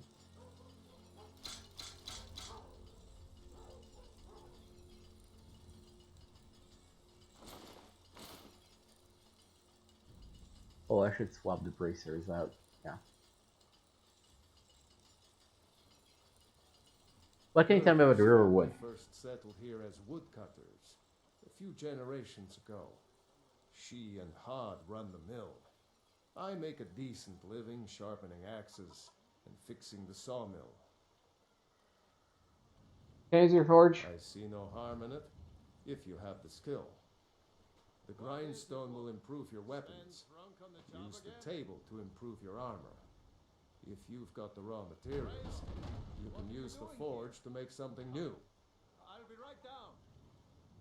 Until next time. Oh, yeah, there would be stealing. Also, they are heavy. Whatever you need. My spirit is simple and strong. I can forge it.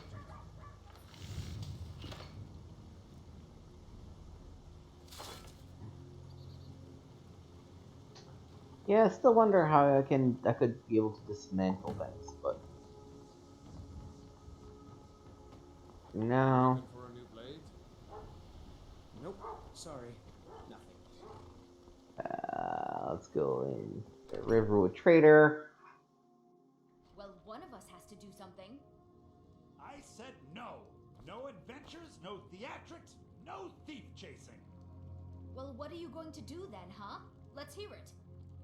We are done talking about this. Oh, a customer. Sorry you had to hear that. Maybe you could talk some sense into my pig-headed brother. Yeah, well, I don't know what you overheard, but the Riverwood Trader is still open. Feel free to shop. Did something happen? Yeah, we did have a bit of a break-in, but we still have plenty to sell. Robbers were only after one thing. An ornament, solid gold in the shape of a dragon's claw. I can help you get the claw back. You could? I've got some coin coming in from my last shipment. It's yours if you bring my claw back. Now, if you're going to get those thieves, you should show those... What do we got for Some sale? may call this junk. Me, I call them treasures. Alright. I really just want to sell shit to you.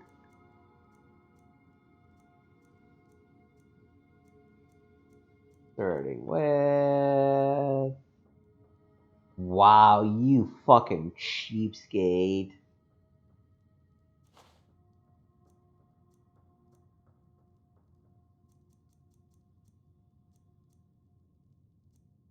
You terrible man. I'm gonna, like...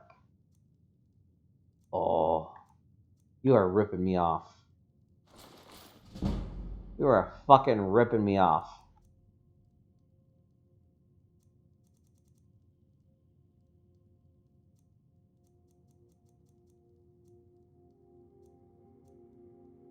I wonder why there's... I have a lot more things that pop up here that don't pop up, I think, in the... Ooh, maybe they do.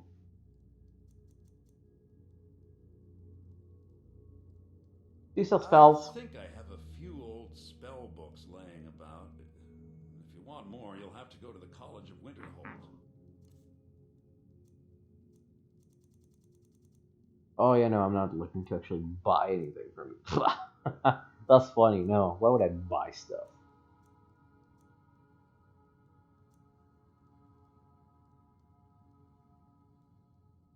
Till next time. Yes. So now you don't have to go, do you? No, by the 8, fine. But only to the edge of town.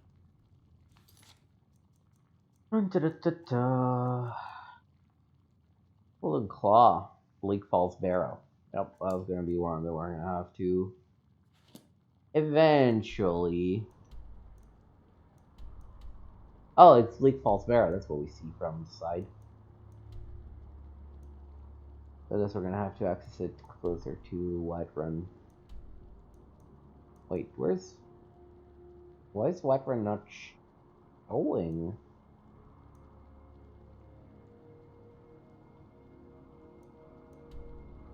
What? Okay. Oh, Go, you're not wanted here. Gee, chill. Let me level up. Yeah, we're gonna keep popping the hell. We clearly need it.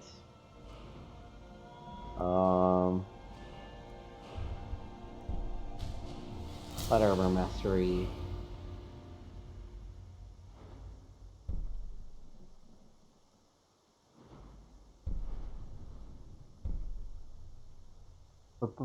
Boom.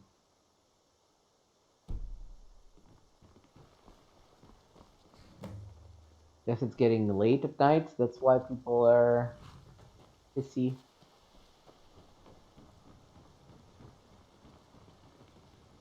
A fine day to you, friend. May you die with a sword in your hands. Do you have any supplies I could Here's the take? key to the house. Stay as long as you like. If there is anything else you need, just let me know. Oh, you're selling shit to me. No. Oh, I can just take it. Yeah, I'll take all the good stuff. There is something you could do for me. For all of us here. What is it? The Jarl needs to know if there's a dragon on the loose. Riverwood is defenseless. We need to get word to Jarl Balgruuf in Whiterun to send whatever troops he can. If you'll do that for me, I'll be in your debt. Alright. I'm glad to help any way I can. What can you tell me about the Jarl? Jarl Balgruuf? I don't mean to be disrespectful as he's ruled Whiterun Hold well for years, but he seems in over his head now. He's been trying to stay out of the war, but it can't last. He's going to have to pick a side. I'm afraid he's going to make the wrong choice. Why? Is he loyal to the Empire? I wouldn't say that. But he and Ulfric have been at odds for years, and I'm afraid Balgruuf will end up siding with the Empire because of it. But it's hard to believe that even Balgruuf would choose Elisif over Ulfric. You support a Stormcloak then? Of course, Ulfric's cause is just. It's time for Skyrim to rid itself Bunch of of the racists. The Empire may have been good for Skyrim once upon a time, but those days are long past. Banning the worship of Talos was the last straw. Thalmor everywhere, dragging people off for honoring our own gods. I'm glad Ralof is helping drive them out of here. If I was a bit younger, I might have joined the fight myself. Who's Elisif? I suppose she's Jarl Elisif now. She married High King Turig just before Ulfric killed him. The Empire supports her claim to be High Queen. I don't really have anything against her. Not her fault that her husband Turig was bought and paid for by the Empire. Boy, the longer this conversation goes, the less I like this person. With her husband Turig dead, Ulfric will make sure she never takes the throne as High Queen. There's no hiking now? No, not until the Moot meets to choose another, and it won't meet until one side or the other wins the war. Don't worry though, Ulfric is our rightful High King. He'll drive out the Empire, and Skyrim will have peace at last. Or we'll kill him the fuck out. How do I get from Whiterun from here? Cross the river and then head north. You'll see Whiterun on its hill as you pass the falls. What can you tell me about Riverwood? It's my mill. Some folks thinks it's my town too, but it ain't. The Jarl in Whiterun owns the land and the town. I just pay the taxes. Alright. Until next time.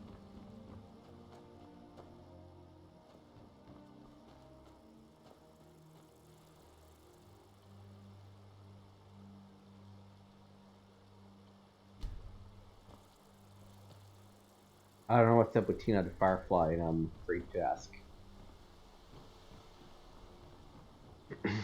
Okay, I am starting to run a little bit out of steam, so... Yeah, I don't know why Whiterun is not shown on the map.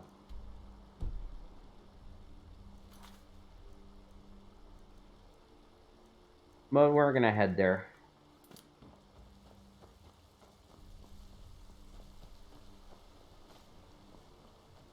Trying to not be too distracted by... Oh, fishing spot. Okay. No. No distraction.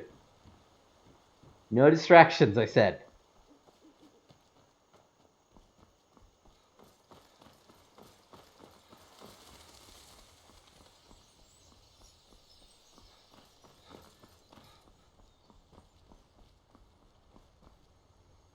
Why did I just lose 10 XP? What?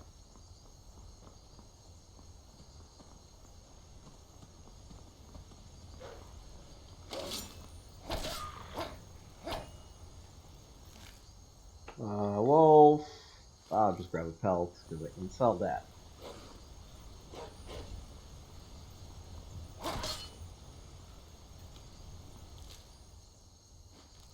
No, I should also put Flames.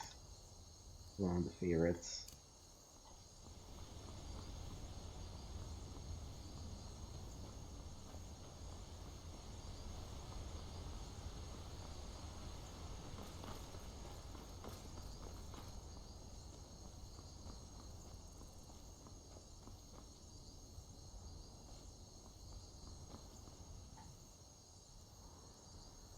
Yeah, I don't want to deal with either at the moment. Just want to head out. Oh, good lord.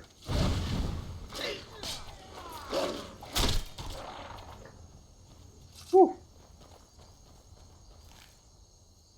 Thank you to the brave patrolling men. Oh yeah, absolutely. Kill them! Kill them all! Fucking rebels.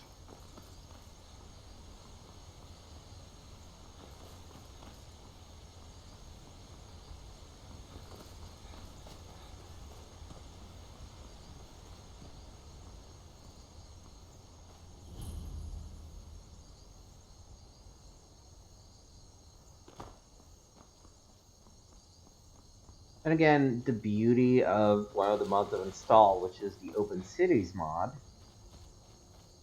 Give me a second, I just want to make sure I get this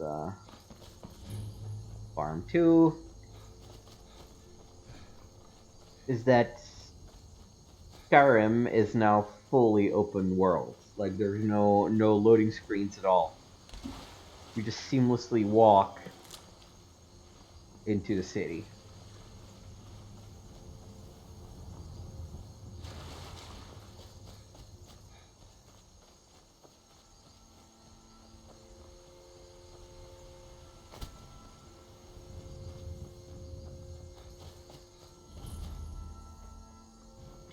We'll come back to the stables eventually.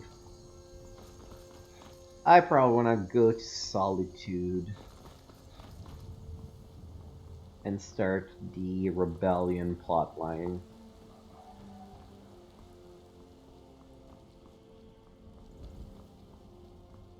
For example, here, you just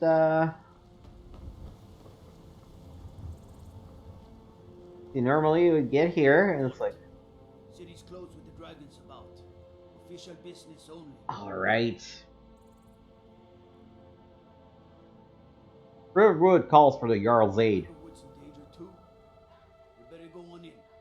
You'll find the Jarl in Dragon's Reach, at the top of the hill.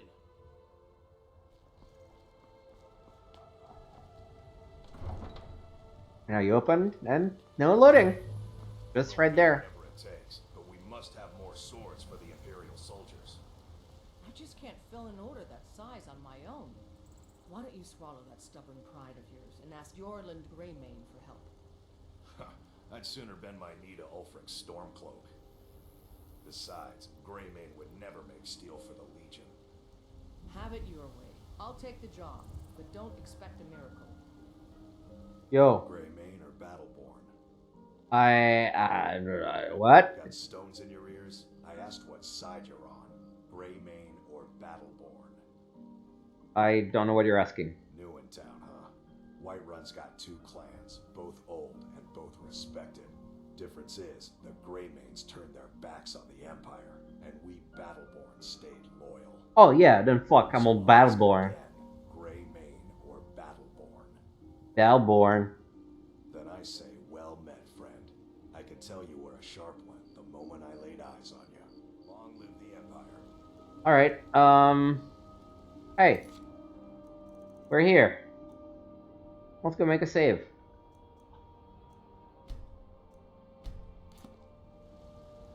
And, call it for the day. So, yeah. Thanks for watching. This was a lot of fun. A lot of reading, but also a lot of fun. I don't want to necessarily just slot Skyrim in my schedule yet.